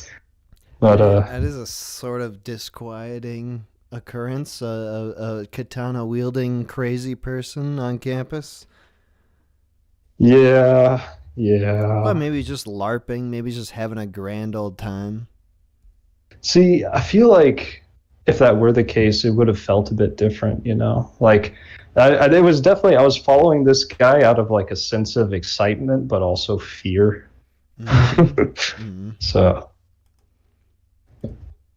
he seems like the type that would it's the kind of, I guess, losing that sort of hold on reality sort of vibe that you can just kind of pick up on. All right, boys, any final spooky stories you want to share, or opinions on what we're talking about on this stream, or shall I move right along? Goatmen are real, and stay out of the mountains alone. Goatmen, mountains, bad. All these basics is actually... Yeah. Now, I personally wouldn't worry about skinwalkers. Just, wouldn't worry about it. So you say, because you're a fucking skinwalker. No, I wouldn't worry about it. Yeah, right. Jesus. Wouldn't worry about it. How dare you try to lull the viewers into a false sense of security. I just wouldn't worry about it. Now it's going to keep me up at night. Thanks. All right. Don't worry about it. Boys, I'll be back at the end of the show. Thank you for telling me these little stories here. Appreciate it. Bye. Later. Okay. Good. This Teratoma posted this image here. This is Kyle Odom and this on the right is his own drawing of what the Martians look like, and they look intense. He described them as Muppet-like, I think. So like that's a purposeful direction that he took this drawing in. Okay. Call from Joey. Hey, what's going on? Sup, dude? Let's this time not do 40 minutes. Hopefully, I try to annotate it a little bit. All right, well, good. I was listening to the whole spooky theme, and I usually try to stay away from spooky shit, but in particular, there are some like legends around the town that I live in currently. Like, there's like these like stilt houses about these houses that are on stilts that are in on the floodplain. And they'll, like, if you go down on their land, they'll, like, chase you with fucking four-wheelers, and used to be, like, a KKK fucking thing. Ooh, anyway, so okay. if you keep going towards, like, where we have two prisons, like, there's like, this hill, this huge, I mean, it's impossibly huge hill that you can barely drive up it with a normal car, that apparently some kids died on one year. And, like, if you go to a certain part of the hill and you park, it's flat, and like you can get out of your car and like it doesn't move, but it'll start, like, if you go around to the back of the of your car and like look at the trunk, it'll have like these fingerprints, and if you get back in the car, it'll start moving up the hill because the kids are trying to push the car back, and like apparently there was like this whole crazy fucking haunted stories.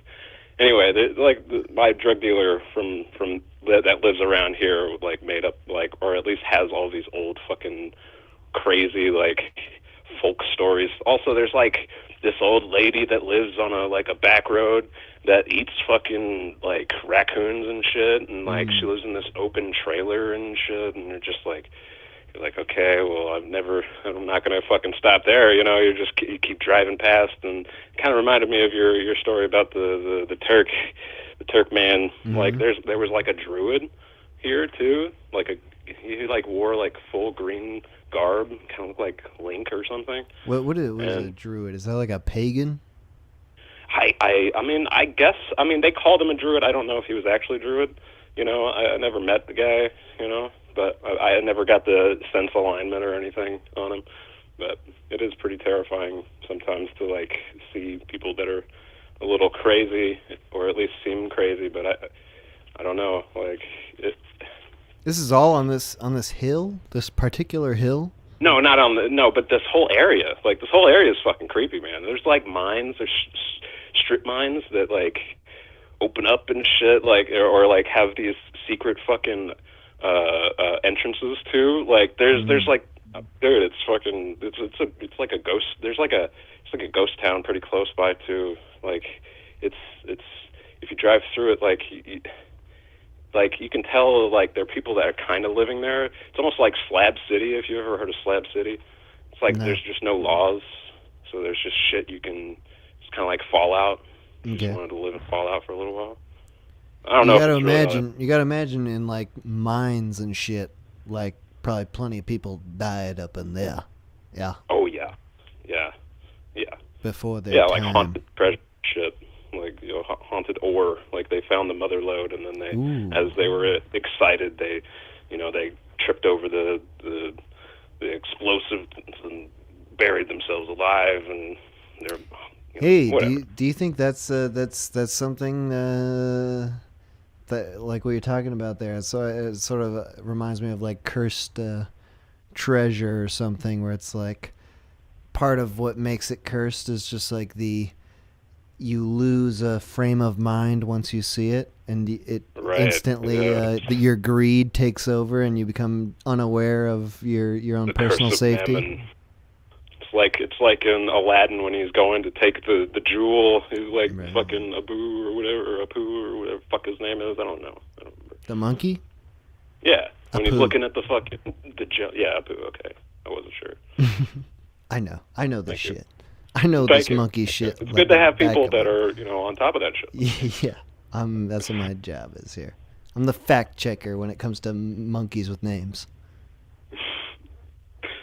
Anyway, I'm sure there's people with more spooky shit than me. I mean, I'm not gonna, take up your airwaves too long. Great show. Happy Friday the 13th. Hey, wait, What's I'm next? not banishing you just yet. Oh, well, I was just saying. I was just saying we did 40 minutes last time. That's unheard of. Okay, well, I'm sorry, I was just jumping the gun. Like, Yeah. you're great, man. Like, you're good. Thank you, man. These But days hey, it's all hey, gonna be hey, hey. like- Okay, so you got some spooky shit going on in your area. Yeah, Wait, you're in the south somewhere. I'm imagining, eh? It's like I'm in the middle, the smack dab, like a little south. Yeah. So it's And like lots of countryside.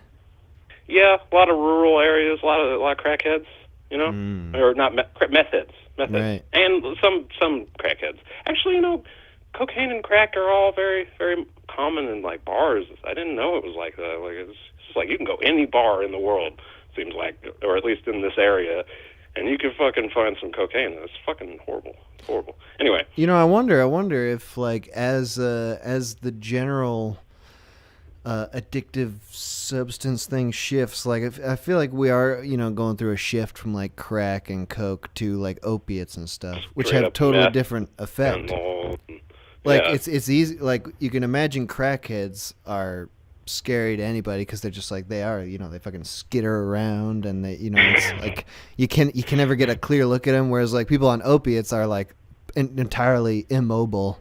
They're less scary.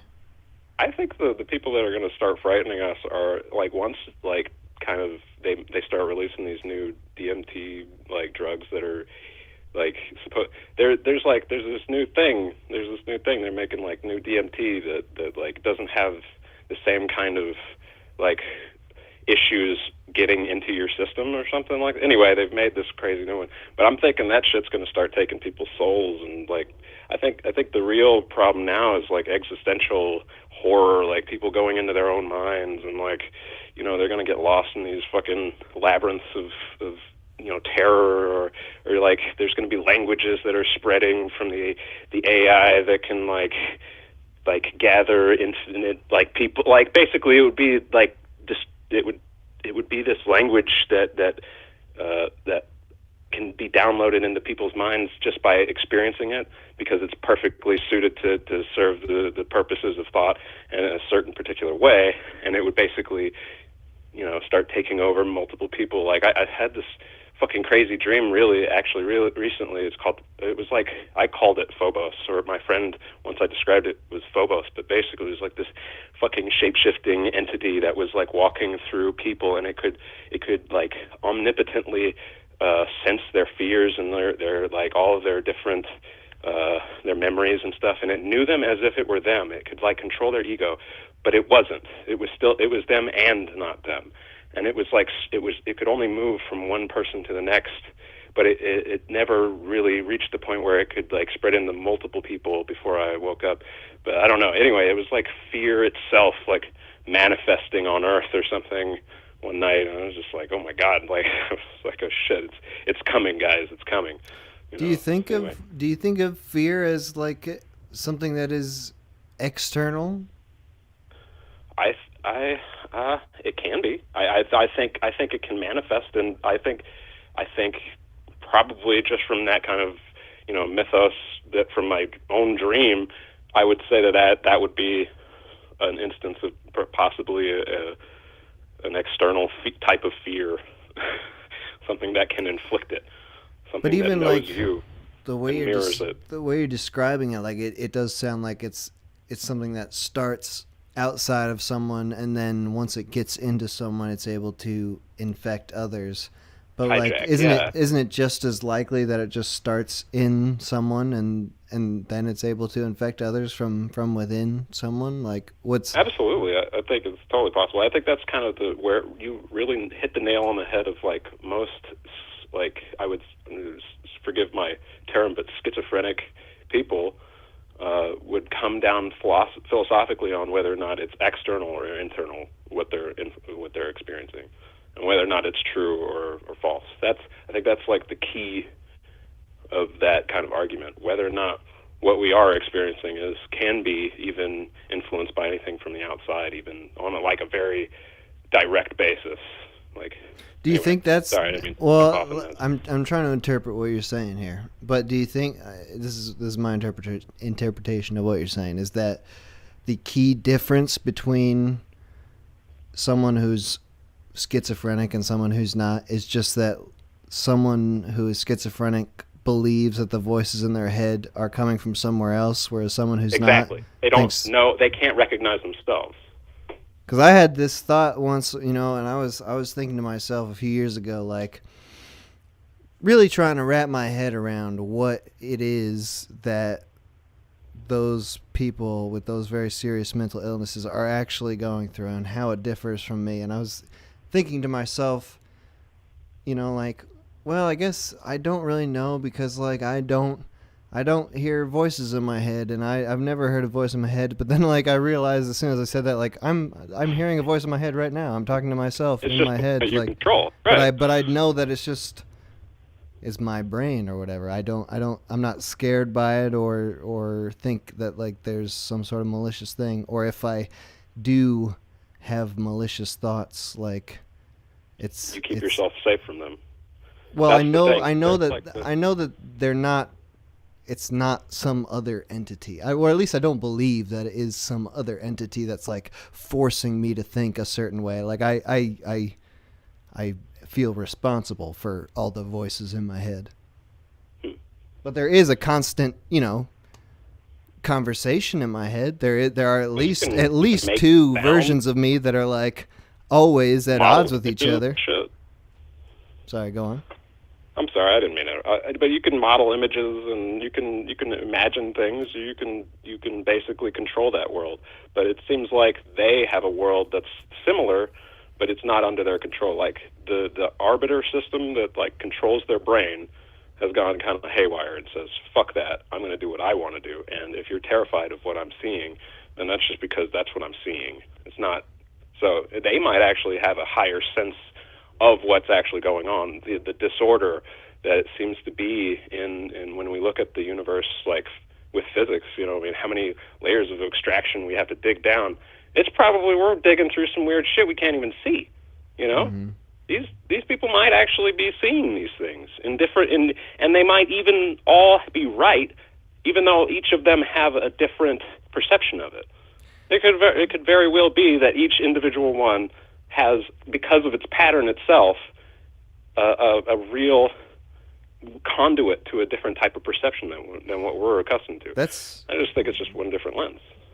I have a similar feeling where I think that people like that, like, are hypersensitive to their environment and maybe, like, a little too trusting of their interpretation. Like, we all have an interpretation of stimulus in our environment, but I think maybe a lot of people have a healthy feeling of, like, I could be wrong about each little change I'm feeling in the environment, whereas people who are having issues with that might, I'm speaking out of my ass, I've never, I don't know, but it feels like they might be a little too trusting. And it might be because it's feeling external. Like, you can trust someone who's not your own self. Like, if it's someone else giving you advice that's beyond you, that's external to you, it feels like they might know more than you do. But really, you only know as much as you know. Right. That's the terrifying thing of it. I mean, it's how we're all coping with how we even connect with the world, let alone whether or not we can actually do it.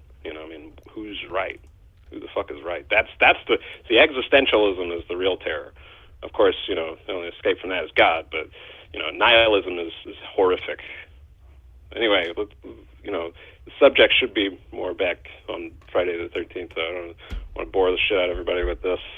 Well, hey, where does God come into it then? Does God make you more or less terrified of these things? God. I think you should both fear God and respect that it exists, or whatever. She? Yeah. They, the many, one God thing that is both. Please call God only her. That's the only way I can respect God. But no, I mean, like, that's some terrifying shit, you know, that we're even extant, and that would, I mean, such a thing would be probably the most terrifying thing we could possibly imagine. I mean, an omnipotent entity, a literally omnipotent entity that knows everything about everybody and is watching all this shit and making it all happen. That's pretty horrific. I mean, if it's remotely true, it's like it's pretty nice of or coincidental of religions to say that God is like loving and benevolent and caring, and rather than being just totally neutral and impassive and unfeeling. Yeah. I mean, that's I don't know. I mean, it does seem like if the thing is there, it's not impassive though. I don't know. I don't feel like it is impassive for some reason, but that might just be what do you mean? Layers of abstraction. Well, go on. Do you think? I mean, if you had to be a god and you just created a world and you were a fucking awesome, all-powerful being, do you think that it would be within your purview to pay attention and care about the minutia of the world, or would you just be like, hell yeah. Oh yeah. If I have the mind for it, why not? You know, I mean, like, I'm not going to do that all the time. You know, maybe, or like part of me. You know, I might have part of me taking care of that shit. Yeah. You know, I split myself up. You know, and litigate or not litigate. What's the delegate? Delegate. Yeah. To who? To whom? Myself, but like different iterations of myself. Okay. Yeah. But it's not like, I mean, what about like the feeling of like when we make games, like world building games, like let's say Civilization. I love playing Civilization because I do the exact same thing every time I play for 20 or 30 hours in a playthrough. I build up my civilization all just for the moment where I can get nukes and destroy the rest of the world. That's the only thing that I'm working towards. It's just like finally I could just destroy everything. Why? What the hell kind of a philosophical? Because what else am I gonna do? Just play forever? Like, I'm gonna get bored. I get bored. I just want to fucking destroy everybody at some point. Start a new one. Exactly. Just make a new one. Yeah. I guess. I mean, that's not too bad. I mean, that eventually that gets boring though. That's I don't know. There must be some balance there though between like keeping everything going and then like having to start over. Like, I don't know. There's just. Are we talking about like how to run the universe or something? Like, yeah, we're getting a little off. Weird ass conversations. A little off subject. Yeah. It's probably my fault. It's my fault. I always go into this big brain shit. No, I brought up Civilization. That's my bad. All right, Hey Joey, thank you for calling in. Thank you for doing your best to keep us on subject. Thank you for having me, man. Have a great weekend, dude. Yep, you too. All right, bye. I'm not the only person who does that. No way. That's my only joy of Civilization. It's like become the best and then destroy the rest. Including myself, because it's like you destroy all the natural resources when you nuke everybody. Call from Beckett. Beckett? Oh my God, no free praise. Yo, dude, what's up, dude? Oh, this is so crazy, man. Oh, I'm ahead because there's a lag on the thing. Wow. Oh, wow. Oh, sorry. I'm watching the stream. You can hear me? Are you in the? Hello. You hear that? Can I hear you? I can hear you. Can you hear me there? Yeah, dude, I can hear you. All right. How you doing, man? Oh, it's such an honor to talk to you. It's been such a great stream. I've been following, talking to all the people in chat and stuff. It's an honor to talk to you, Beckett. Catch you. Thank you, man. Hey, I've been around. My friend and I love your stuff. We love. We discovered one of your things from like Judgment like a long time ago. Oh, thank you. And we love your stuff. So I do have some spooky stuff. But before that, I was wondering, can I just say something real quick? I think you did so well, and I want this to stick, and you're great, and you do everything right, and we all had fun, and it's all been worth it, okay? Oh, hell yeah. You're strong as an ox. Your dad called, and he's proud of you. No turning back. This is what you want. And I think you look nice. And that's a good thing. Dude, what are the chords? I'm playing E minor and A and just messing around with that. All right, good. I never learned that. Now I can do that. It's E minor and A, and then it goes up into like F minor for a second. But the big finale is like the and then it gets cut off. Thing. Wait, which one's that? Yeah. Is that A? That was a C. That's a big old C at the end of it. All right. Nice. Well, Anyway. thank you very much for that tribute. That was beautiful. Appreciate it. Yeah, I think it applies. It's applied to me. It's just super inspirational from you. So I thought I could turn your old. Yes, felt absolutely. Personally encouraged. Nice. Yes, I mean I'm not saying necessarily that when I was having sex I heard your voice, but I am going to say that your content did lead me to sex. You know, you can lead a mule to water. I'm kidding. I was about to say. Totally kidding. My content hasn't even led me to sex. I'd be pretty friggin' pissed if it was leading someone else to sex. I mean, goddamn. Well, I do have some spooky stuff. I'm not just calling in here to, make a big vanity project for playing a guitar and all that shit. So would you rather hear a personal story or like one of the more like folklore story that you guys are talking about? It's more like a local, like all of the town I'm from sort of thing. I feel like I'm gonna want to hear both. Start us off with the one you want. It's up to you. All right, I'll hit you with the personal one first. So I used to have these cats, Storm and Trooper. And they were like Star Wars, real. I got them when I was in first grade, so I was real clever back then. But so Trooper, right? He was always like exploring, and he's always very loud and feisty, and he would follow you around and talk to you and all that stuff. And Storm is very, very shy and very quiet. And this is like 2012 maybe. But anyway, it was a really windy. Like really windy, week. I don't know. This happened over a couple of days. Okay. But what happened was, at first, my cat, like we were looking for him. We didn't know where he was, and it was weird because we were like, okay, well, I guess he's just like out of the house or something, right? And then we found him outside, and we brought him back in, and he was acting really weird. Like he wasn't acting like himself at all. Like it was like he'd been spooked. Like he was like.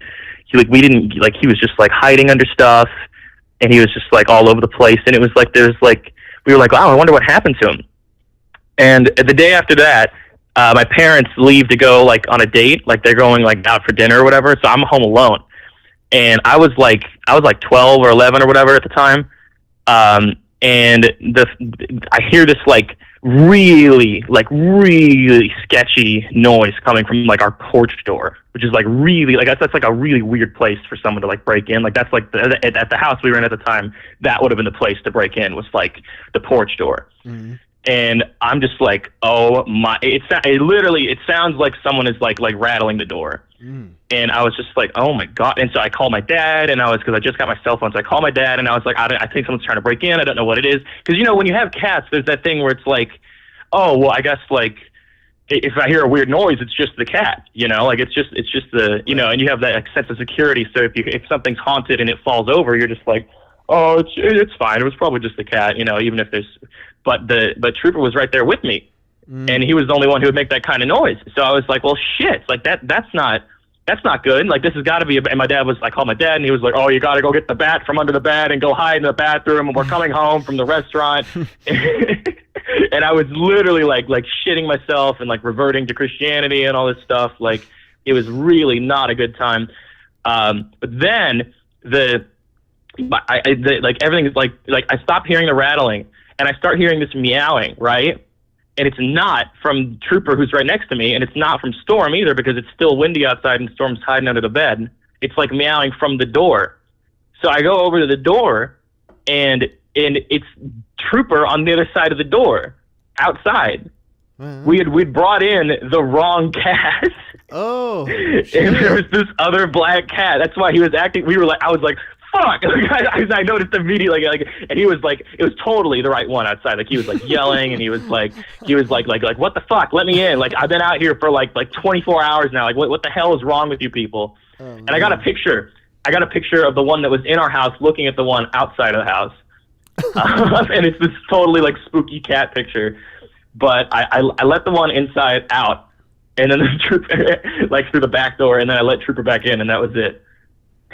Dude, that's great. So you were being haunted, like the caller was inside the house the whole time. The bad guy was. Yeah, that's literally. The scary thing is, like, could you imagine that on like a horror story from it's like I bring in like the wrong person, like the Skinwalker stuff you guys were talking about, where like we think someone's breaking in, but then all along it was like, you know, like that, like the person, like someone who like is a clone or something, you know, like there's totally like material there for like an actual scary story or some shit. But it was whack. I like that. Hey, do you ever read those? You ever read those scary stories with those spooky illustrations? They have like that, like with the cat with the eye gouged out. Yeah, dude, and like that. Yeah, that book's fucking scary. Yeah, love that shit. Man. When I was growing up. I love all those little short story things, the spooky short stories. But that is a good one. Where you've got the wrong one inside with you the whole time. It'd be spookier if it's a lot like the you're right. It's like the callers coming from inside the house. It's like exactly. It's like that sort of thing. It's like that thing, that one where it's like the clown statue or something. And like it's like the lady babysitting calls up the parents like, you know, everything's fine, but your clown statue's really scary. And they're like, lady, we don't have a clown statue. Are you fucking nuts? No, yeah, your life-size doll of like your life-size like walking, talking robot that looks like Dick Van Dyke is actually like he's like. I thought you said he wouldn't move around. I didn't say I had that.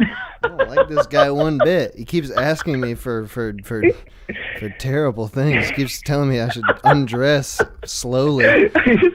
Yeah, and like we look back at the note that we gave out for like the babysitter or whatever, and it's like scrawled at the bottom like really ugly like, also we have a Dick Van Dyke. And like, that's not my handwriting. What the hell is this? Don't mind the Dick Van Dyke animatronic. It's from Five Nights at Freddy's. No, literally, yeah. All right, so tell me about the local legend then, yeah. Yeah, so St. Louis, right? Again, where is that? Yeah, St. Louis. That's where this is all these stories take place. Oh, good old Misery. Yep, Misery business. Mm-hmm. And so there's a couple urban legends. There's one that I actually didn't hear about until I heard about it like from these guys on Sleepycast, which is nuts. I didn't know that Corey Spaz kid from Sleepy, the animator. I didn't know that he was from like Florissant, Ferguson, like St. Louis area. He talked about. I don't even know what you're talking about. That. What is a Sleepycast? This is. Yeah, sorry. This is this other group of people online. But like Zach Psychic Pebbles and Oni Plays and all these like old like Newgrounds creators, like animators, and stuff like that. But I was listening to their podcast, and he was talking about how he's from St. Louis, and there's like these like water people that he talks about, which are basically just people in St. Louis who like drink like the shitty poisoned water that we have, because we have some gross water in St. Louis because it's probably from the Mississippi. But there's a couple places, like the different parts of the town, where you just kind of don't want to drink the tap water. Columbia's like that too, actually, in Columbia, Missouri. Okay. But it's like if you drink the water, then like you just fucking become this incorrigible, like subhuman, like sort of like very like. Have you seen that Fish People video from YouTube from like 14 years ago? No. It's like that. No. Like just like really, really like. Really strange and sort of like unicellular, and I totally got what he was talking about, but I heard about it from him, so that was weird. But that's not the one I wanted to talk about. Sorry. The real one is the Bubbleheads. You heard of the Bubbleheads in St. Louis? No. So the Bubbleheads are like this thing that I've been hearing about for a while. And there's like this road, and I've been down the road once. I didn't see no Bubbleheads, but there's this like legend about this like weird family of people that were like placed out on this like road by the government, like and like compensated for whatever it was that happened to them that caused them to have these like really strangely large heads, and they're called like the bubble heads.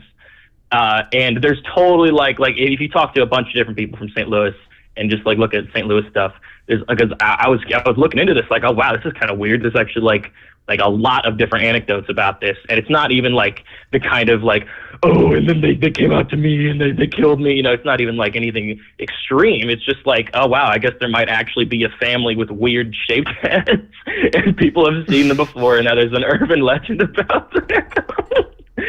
Dude, so just it's one of those like realer ones, just regular freaks. Yeah, but there's like a road that this house is on, and that's like pretty much where the bubblehead people come from or whatever. But I've heard a lot about that sort of thing, and I haven't actually been over there. But that's like if you're looking for urban legends, like you guys are talking about, that's like it's not even really like. And he had a personal vendetta because he hated the fucking scrubbing bubble guys that watched him in the shower and they turned into bubble. No, it's just like there's probably some weird head motherfuckers who live in St. Louis. You got to follow up on this. You got to harass these deformed family, for journalistic, purposes. Say, what the hell's going on with the bubble? Where'd your freaking bubbleheads come from? We don't like this. We're trying to get to the bottom of this. I need you to what soap do you use? Like what conditioner are you on? That's the first line of questioning. You gotta get it to the bottom for like public health, public safety. We don't want to be bubble people. We don't need any more of that in this fine desolate land. We don't need any more bubble heads. Okay. All right, hey man, thank you for calling in. Thanks for telling me these stories. Yeah, thanks so much for putting out all the great stuff you've done. It's been great talking to you. You're super sick. Keep being cool.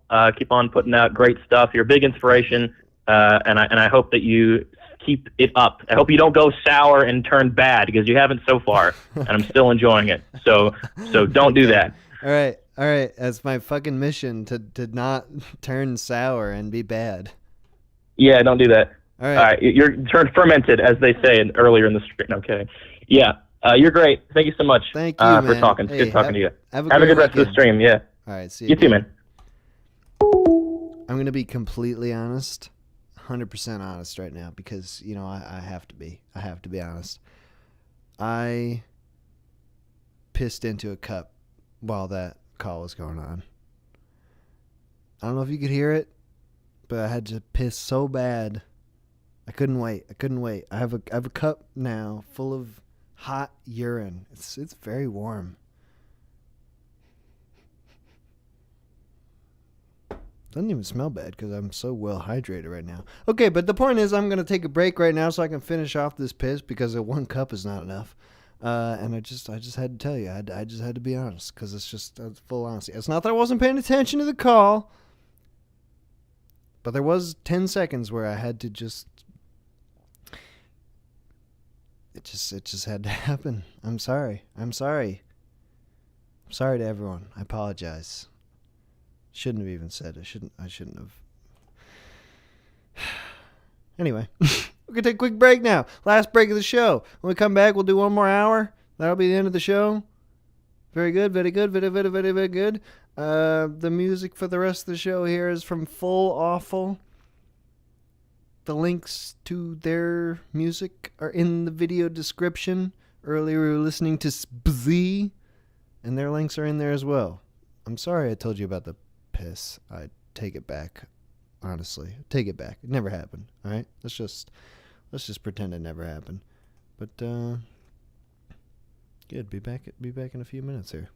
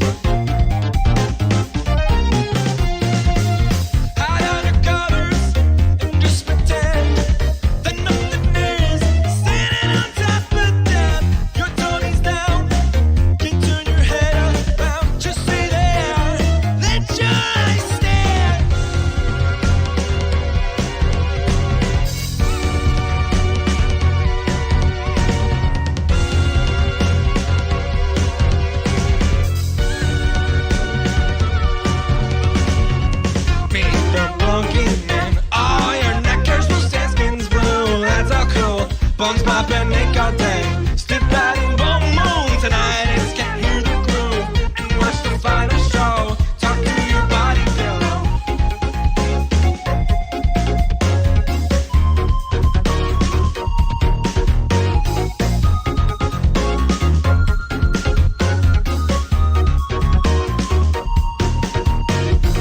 It's your worst nightmare. It really isn't fair. Fingers are tingling, can't stop the feeling.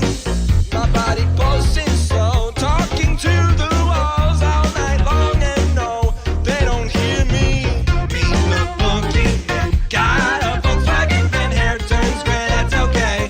Falls off and blows away. Step out and boom boom tonight. Let's get in the groove and watch the final show. Talk to your body pillow.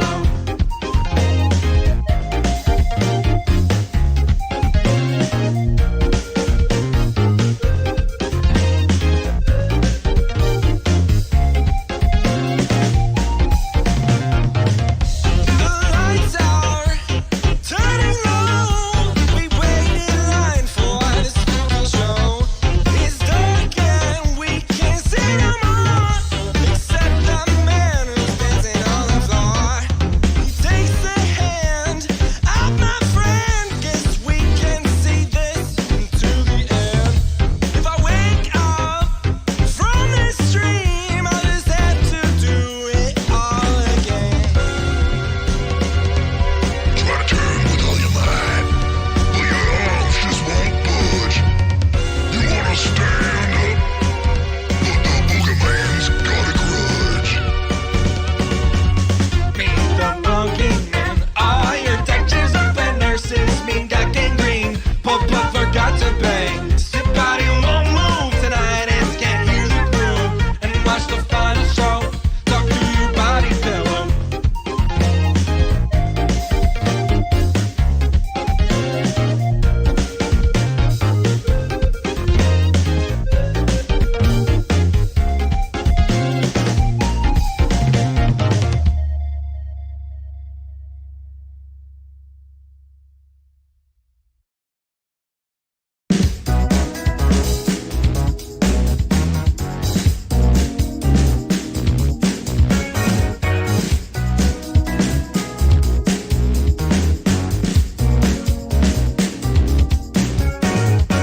The night is old, or so I'm told.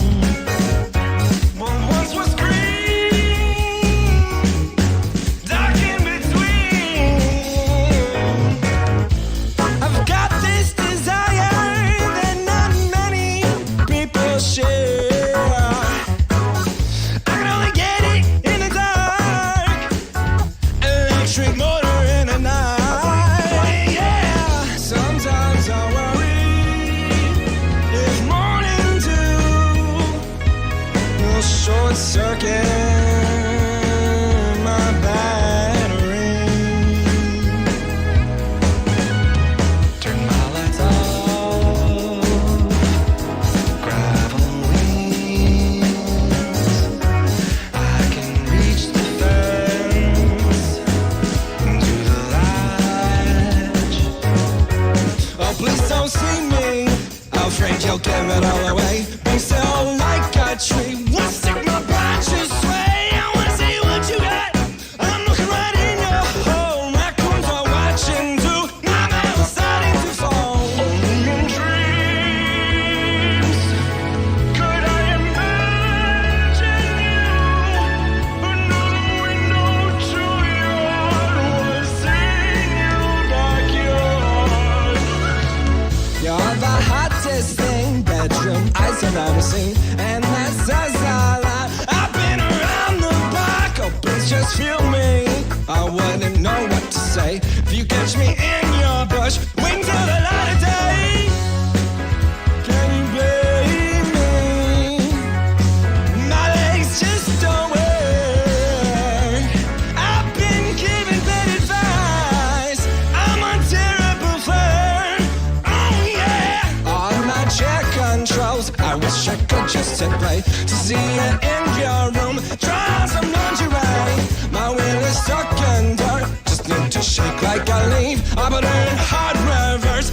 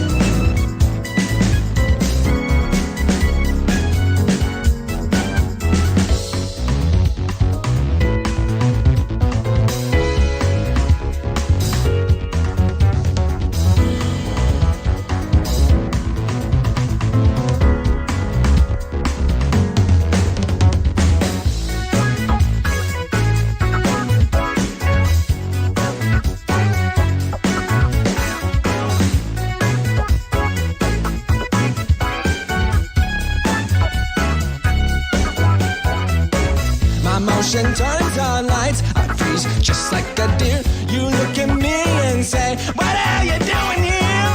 My blood starts to pump. I turn to look at your rear, but I shouldn't ask you out. I blame it on the fear.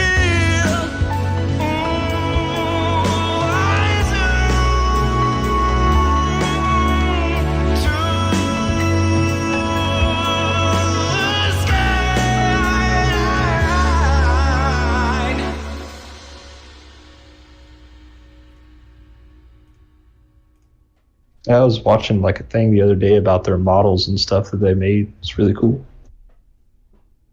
Huh? What? Huh? Oh, you What scared model? us.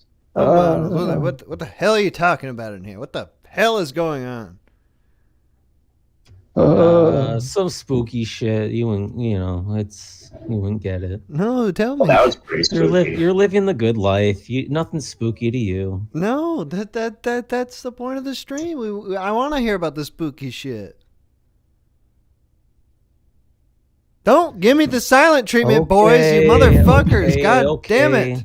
All right, go ahead, Moxie. Well, I guess I can talk about one thing from when I was young, a local paranormal thing. Well, there was a couple, but like the one that I knew over in San Jose, California, Hicks Road. There's Hicks Road. It goes up into the mountains.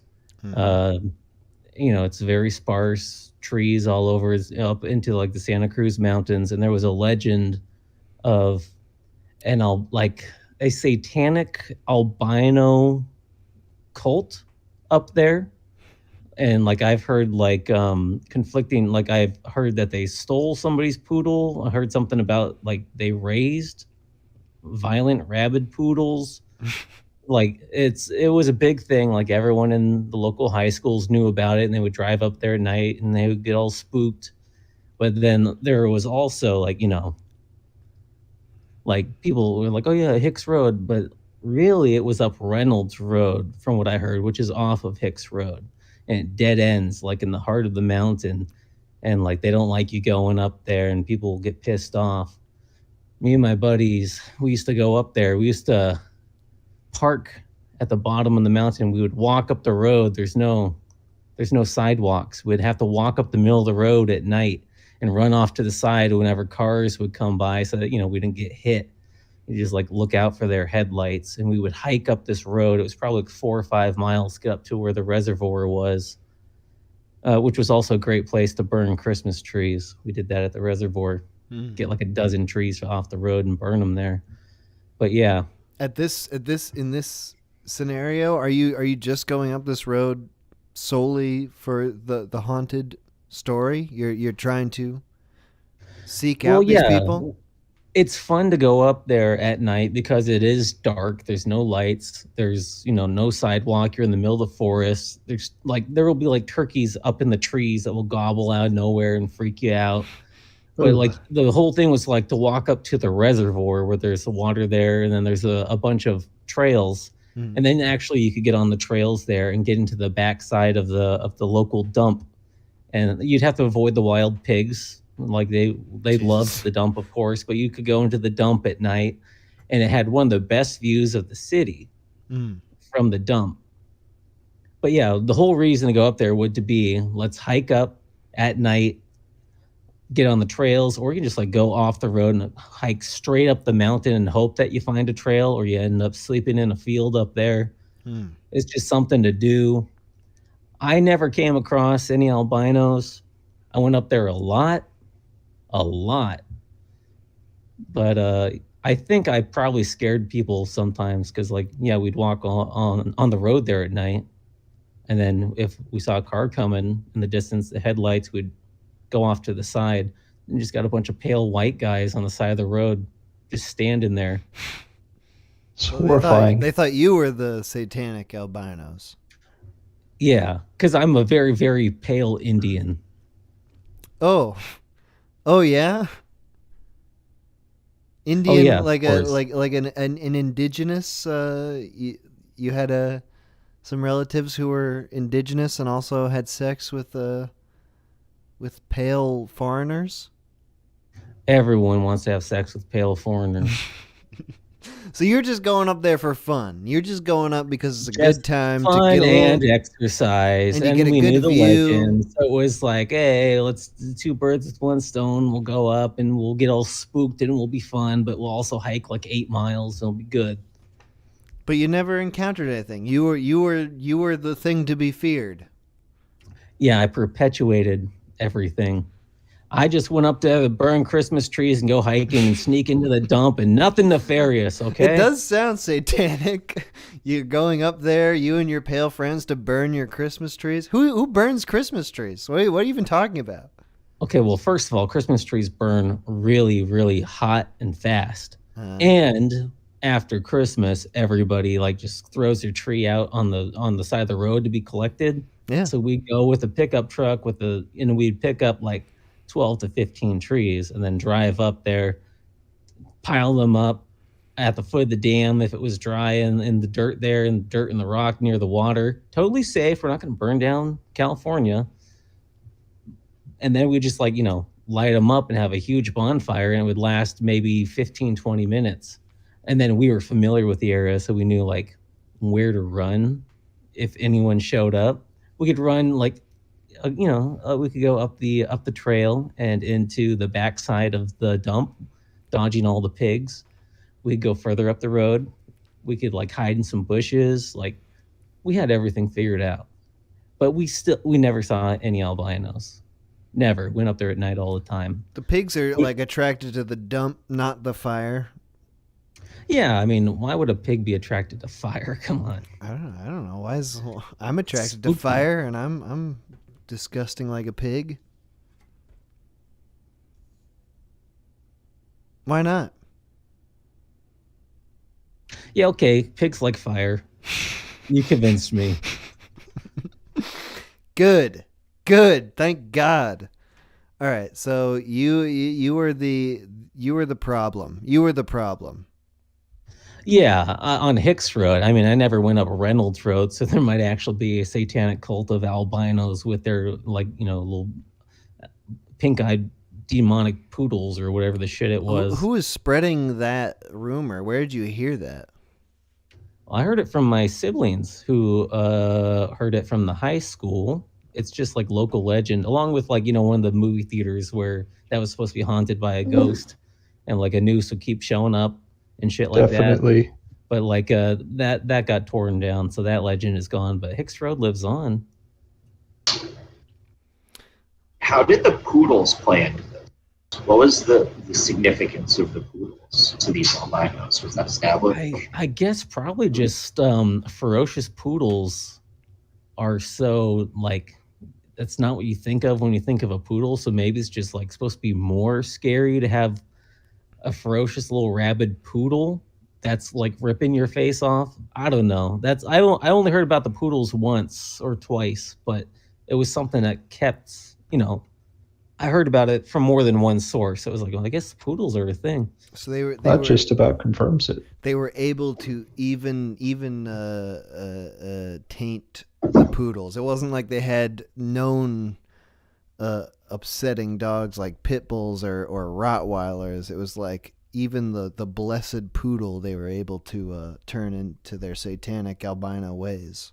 Yeah, of course. Like it was like either poodles or chihuahuas, and you don't mess with the chihuahuas in California because you'll get shot by the chihuahua.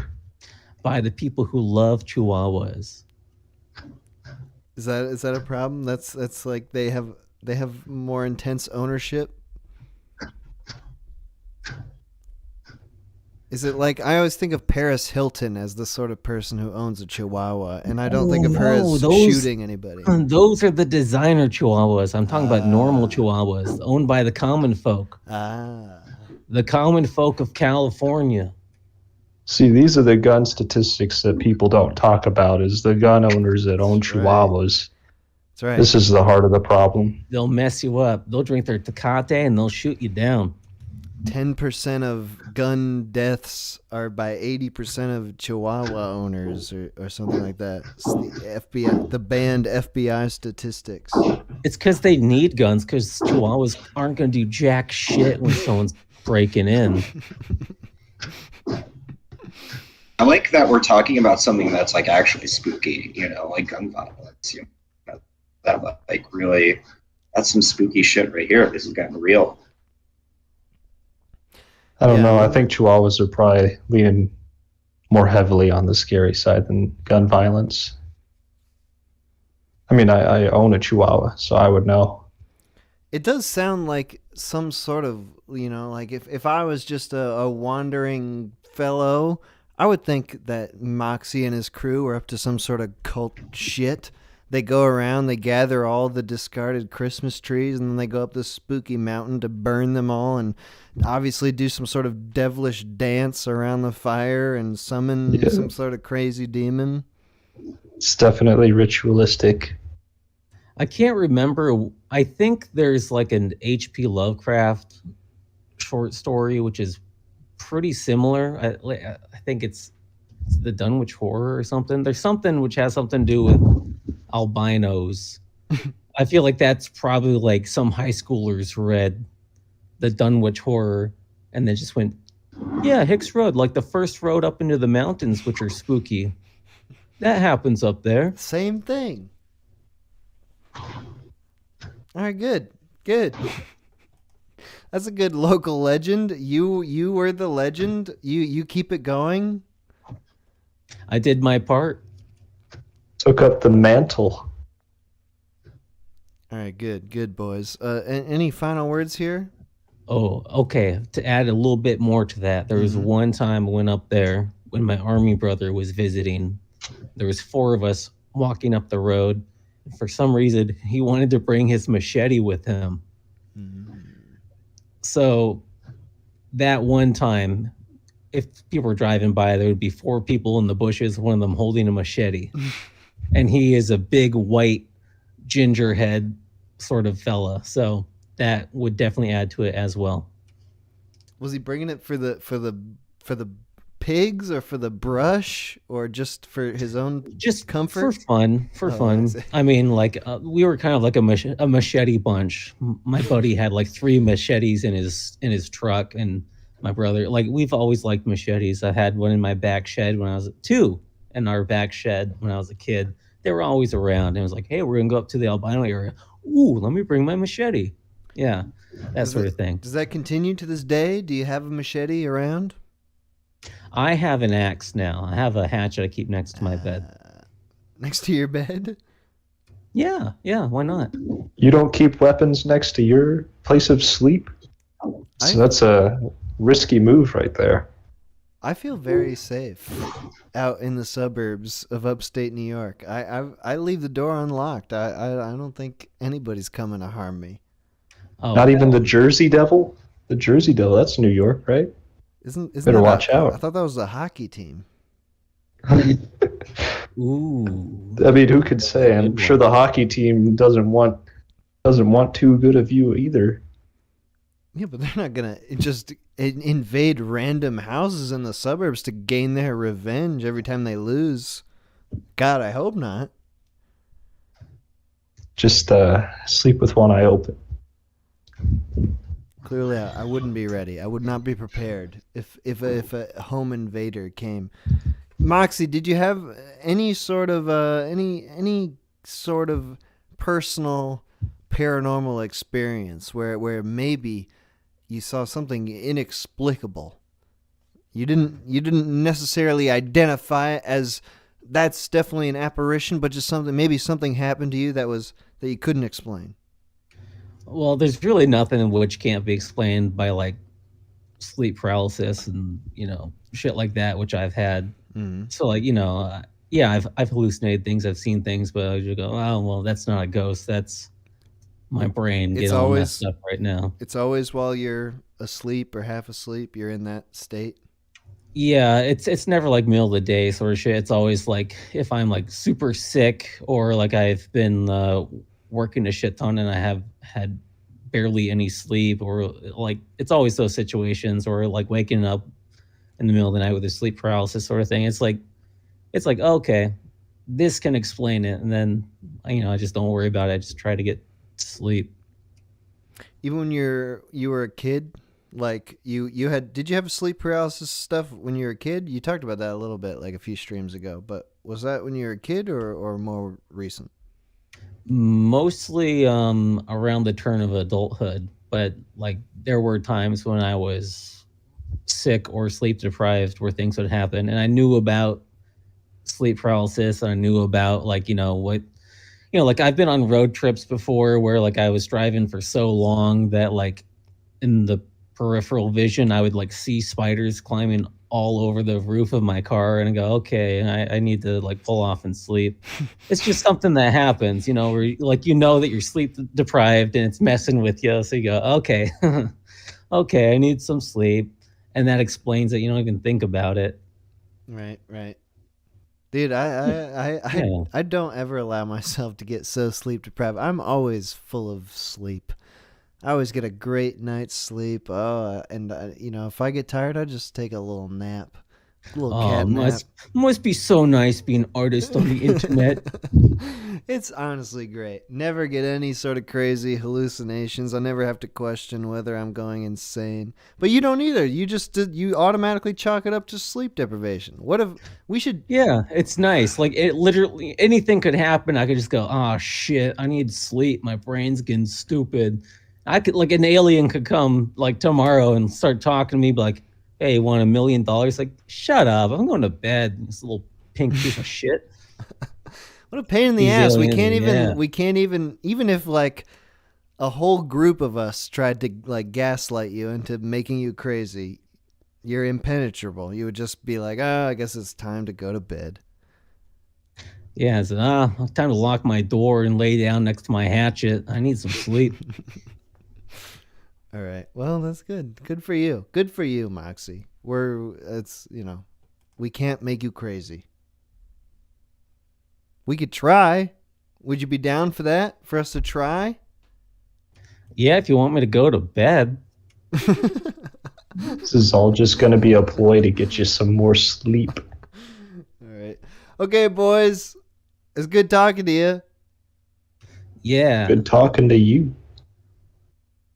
All right, good. That's enough. That's enough. Good enough. Let me fucking turn off Do Not Disturb mode. All right, we're doing one last round of calls now. The number is on the screen. It's 518-288-7938, and we're back. Call from. Hey, it's Ethan. What? To accept, press 1. Hello? Hey, what's going on, man? What'd you say your name was? My name's Ethan. Oh, Ethan. How's it going, Ethan?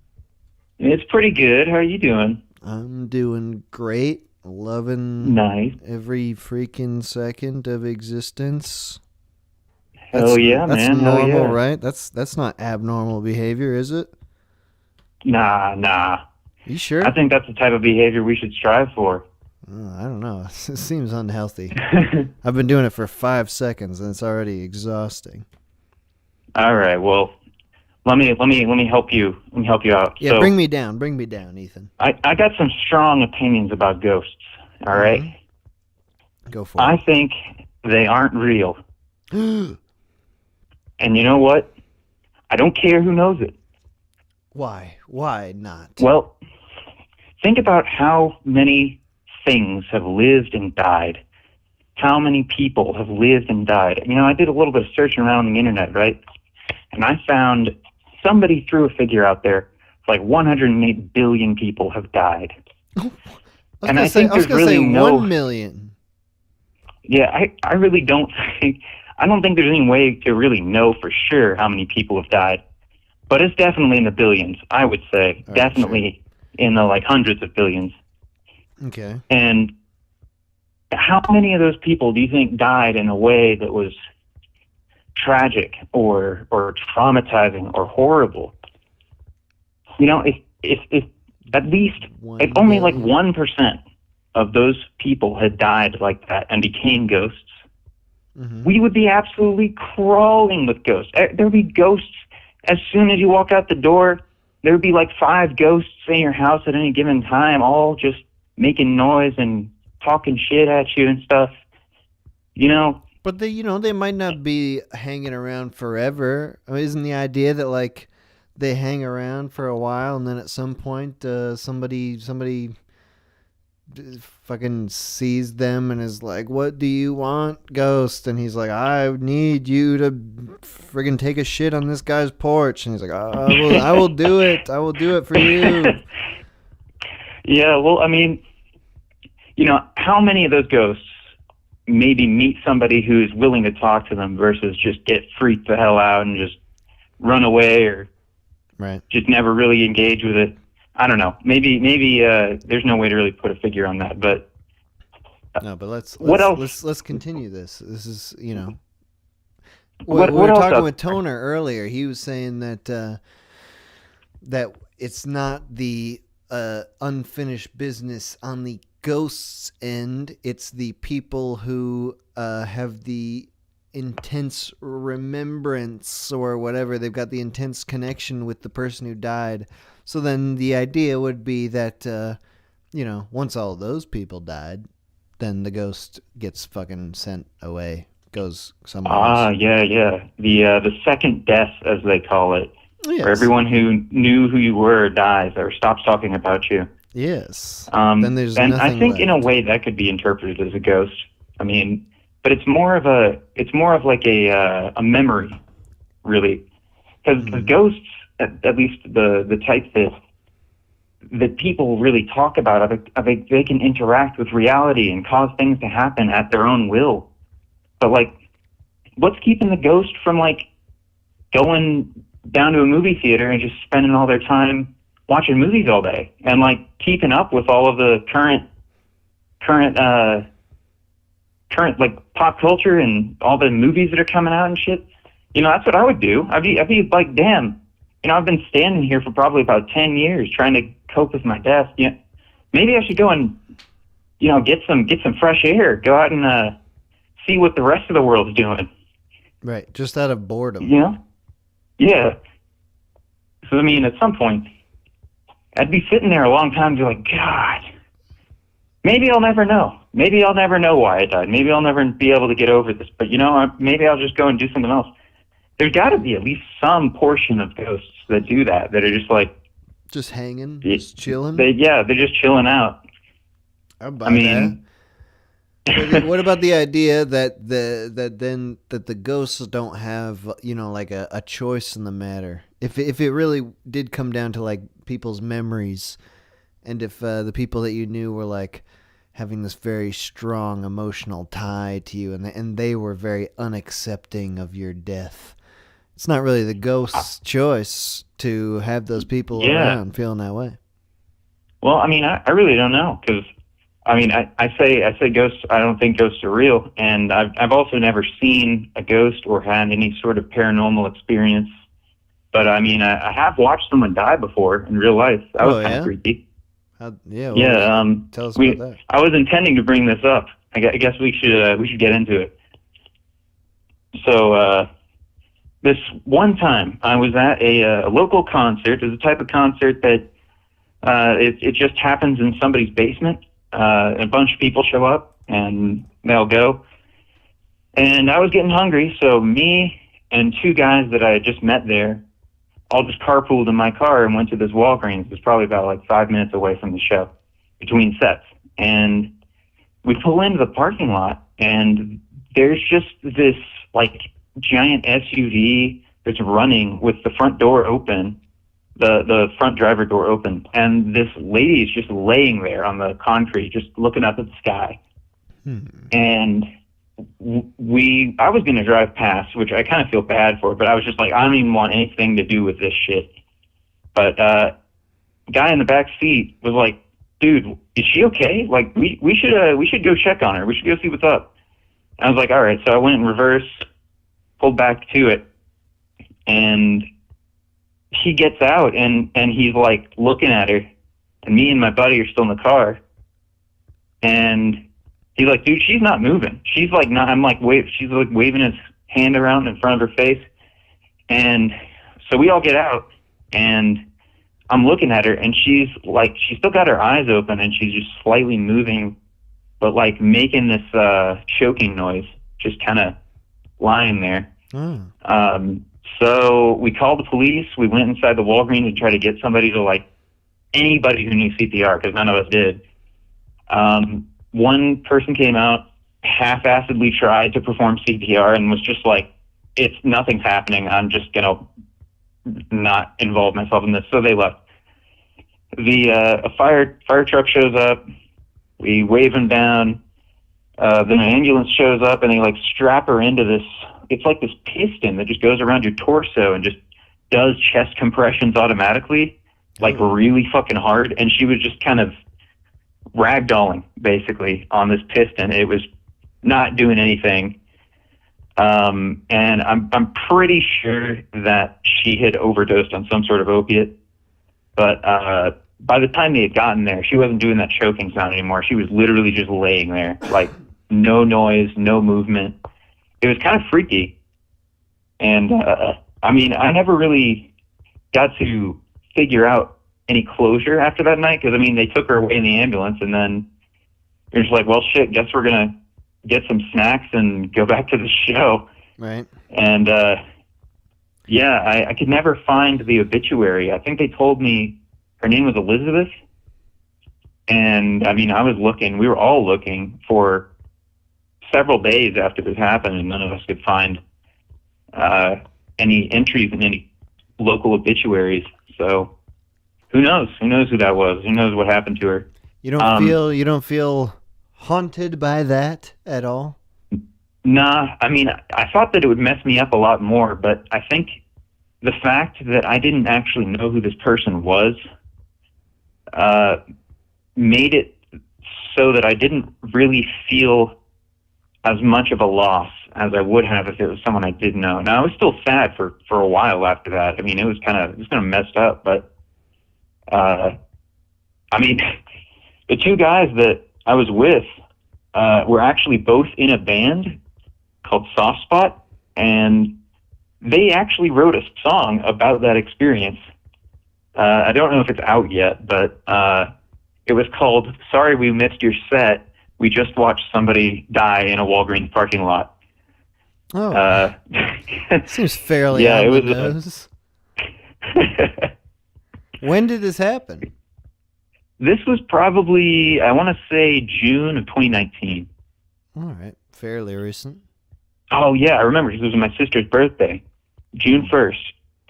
So Dude, that's yeah, one that day was an away interesting from time. my sister's birthday. Oh, no way! It's fucked up. Crazy. Yeah, dude. Well, I mean, I've never witnessed anyone dying like that before. I've seen family members like on their last legs, on their deathbed, but never seen just a random person like losing their life. Yeah, it's not something that I would wish on anyone. It's not pleasant to watch. You feel like a sense of like, well, at least I did when I saw this happen. I felt the sense of like I need to do something. I have a responsibility to help this person and not die. Mm-hmm. But like, I didn't know CPR. I had absolutely no idea what to do. I just called 911 and kind of left it up to them. Yeah. But so anyway, yeah. that's just something that happened. You don't think it's any lasting effect it's had on you is not spiritual, just maybe psychological? Yeah, I mean, I tend not to talk to many people about it because whenever I bring it up, they're just like, "Holy fucking shit, dude! Oh my god!" Right. And I'm like, "Yeah, it really didn't mess me up that much. Maybe that's weird. I don't know, but I just yeah, it was just something that happened, some crazy shit. I really wanted to go to the funeral though, but maybe it was for the best that I didn't. It's interesting that you said that you were feeling like a sense of responsibility, though. Well, yeah, I mean, it's care for your fellow human, you know? Like, I may not know who this person is. They may be a horrible person, but at the end of the day, I've just found somebody dying in a parking lot that clearly needs help, you know? I felt like I needed to do something. We all did. Did you know then, or did you find out like the issue was drugs or something like that? No, but like when I described this, I told a lot of people about it, and when I described it to several people, they all were like, several of them were like, yeah, that sounds like an opiate overdose. Like describing, you know, the way her face looked and the sound she was making. And I mean, I was looking around in her car a little bit. Like I didn't like rummage through it or anything. I literally just looked inside. And I mean, there was what was obviously like several lighters. And I mean, she could just be a smoker. I don't know. But it seemed like the tattoos she had were like sort of seemed psychedelic in nature. It was very obvious to me, just kind of inferring that she was probably on some sort of drug. So for you personally, do you view, let's say, like bad decisions, personal bad decisions that someone might have made? Like let's just recklessly assume that this was a drug thing, and that's like, you know, someone's personal responsibility of making bad decisions. Do you think of it that way, where it's like this internal thing, and people are sort of in that scenario responsible for their own death? Or do you think that there are external forces that tempt us, that are beyond what we can really perceive in reality? There are spiritual things that bring us to these precipices. What do you think? Well, I'm going to give you the boring answer. That's it depends. And when I say it depends, I mean like the external kind of imperceptible type of things that could be influencing. I would say excluding like spiritual things. Yes, there are plenty of external factors that can contribute to somebody's addiction and subsequent overdose or death. But also internal factors. I mean, I take a bit of a holistic view on like the blame of drug overdoses and deaths, and just it's like the person has to have a certain upbringing and a certain attitude about themselves, but also certain things just have to happen for somebody to become at the point where they're like, yeah, I'll do heroin, you know, like, or I'll snort some fentanyl. That'll be fun. Certain things just have to happen to somebody to put them into a mindset where they think that that's a good idea. And it's not that they're entirely free of blame, but I think they also may share a little bit of it. Do you the reason I ask this, and I'm not really this isn't really my own personal opinion, but I'm just going off on this riff for fun. But the idea of like, you know, we live in a world that consists of everyone's decisions, good and bad. Like we can't avoid living in this world, and living, you know, wherever we are in the world, like you are stuck living in this world that has a vast history of people making decisions that could be good or bad. And especially when we talk about medical grade drugs, like there's a whole history of what we could consider bad decisions that led to the drugs even being available in the first place, or so readily available, or, you know, like prescriptions making people addicted to those things. Like it's sort of something may or may not be worth considering, of just like you're thrust into a world that has had all these decisions made for you already, and you're kind of just subject to their whim, unless you are like a very particularly powerful person who can just ignore everything that you don't need in the world. Oh yeah, yeah. I haven't really thought about that before, but yeah, it's like it's sort of like we don't really get to choose where and when. We just kind of come into existence, and then well, we're kind of dealt a hand, and it's sort of up to us and how and what we do with it. But also sometimes it's a matter of bad luck or good luck, and I don't mean like actual good and bad luck, like the idea of luck being a thing. I mean just random chance. You could have an extremely brilliant person who has a multi-million-dollar idea, but they just don't get that idea communicated to the right people at the right time, and it goes unnoticed, and they could just die before anybody thinks about it.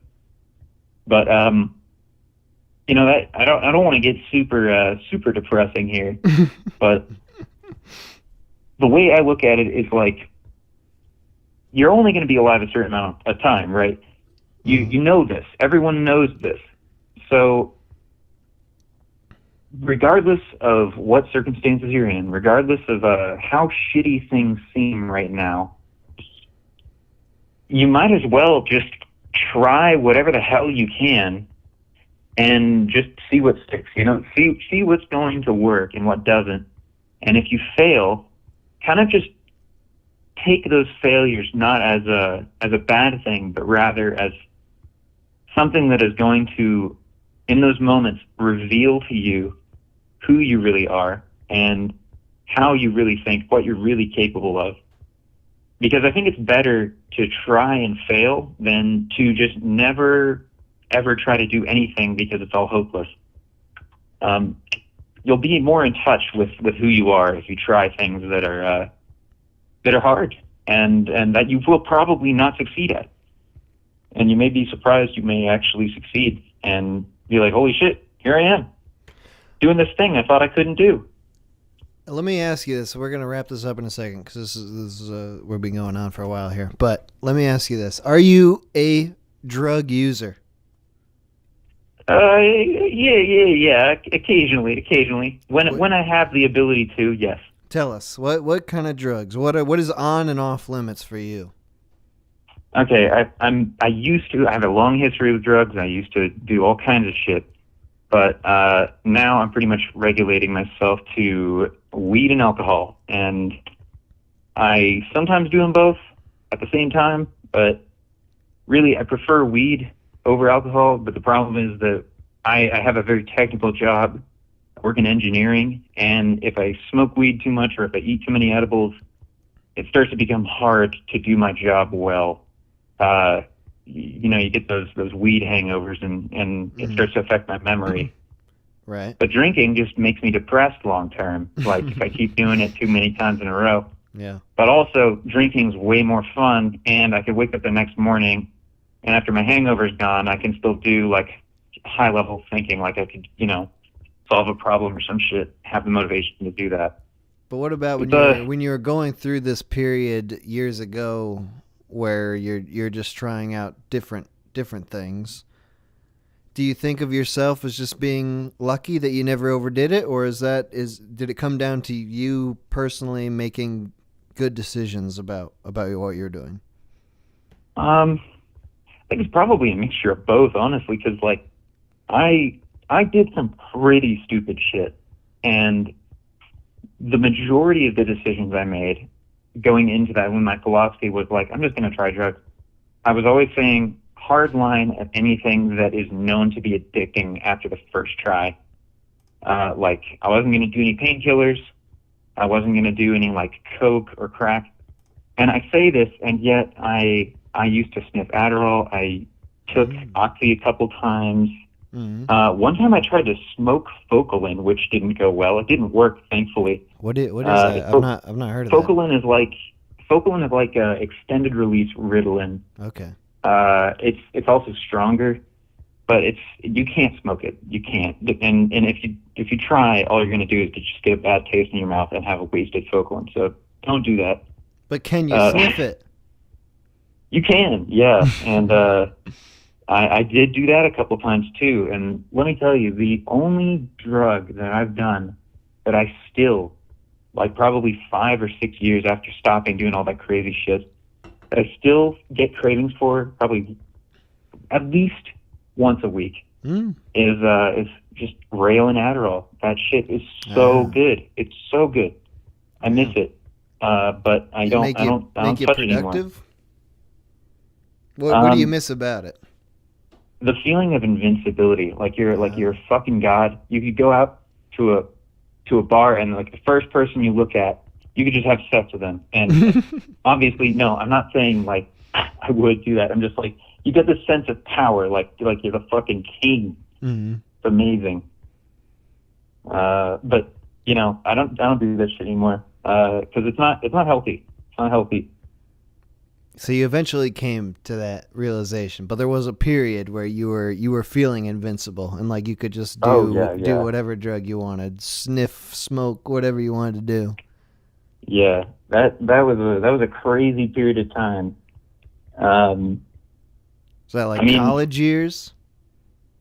Yeah, I mean I'm still in college, but that was probably I would say yeah that's college years, but I dropped out of college first semester and worked at UPS for like a year, and then was like, fuck this. I don't like loading boxes into trucks all day. And I decided to go back. And then I was like, I'm not doing drugs anymore. Yeah. So you didn't end up like this lady. Yeah, really.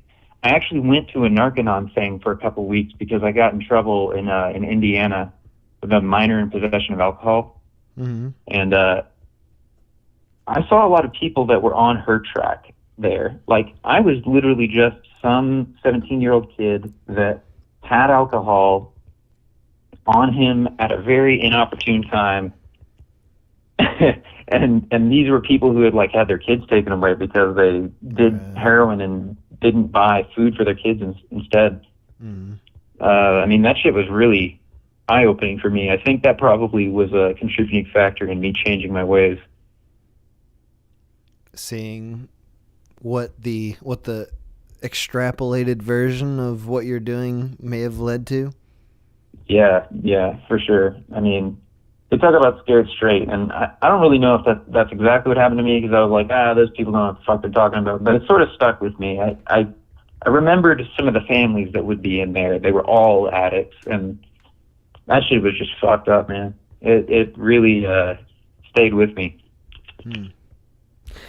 All right, well, dude, thanks for calling in. It's like funny to get into the high energy goodbye right after all that. Okay. All right, sorry for stuff. bringing everyone Great down. Call. But no, man, I have a lot of fun. I have a lot of fun listening to you, man. I look forward to seeing you again, hopefully, or talking to you, I should say. Hell yeah, dude. Have a great Never weekend. seen you. All right, you too, man. All right, bye-bye. All right, peace out. Bye. And you know what? That's going to be the end of the show. We did this long enough. 4.5 hours. That's plenty of time. My God. I mean, we don't have to do it 7 hours every time. And I think my brother's going to bed, so this is the perfect time to call it. And I'm hungry. I want to get some Mickey D's, you know. So we're going to call it here. Thank you to everyone who called in. Thank you to Slouch for doing the overlay that you're looking at. The link to his channel is in the description of this video. Thank you to Spazzy for his music in the beginning and Full Awful for their music at the end. We'll be playing one more Full Awful song at the end here. Both the links for Spazzy and Full Awful are in the video description of this video. The images that are playing on the slideshow on the computer here are all from the Mighty Lighthouse. You can see there's a link in the description of this video. All the past issues of the Mighty Lighthouse. The latest issue will be coming out very, very, very soon. I gotta finish that up. It's on me. But it's almost there. It's almost there. I'll be done with that quite soon. You'll be able to check that out in just a couple of weeks. But anyway, thanks for listening. This was the Friday Dead 13 stream. I hope you enjoyed it. And here's the very last song here.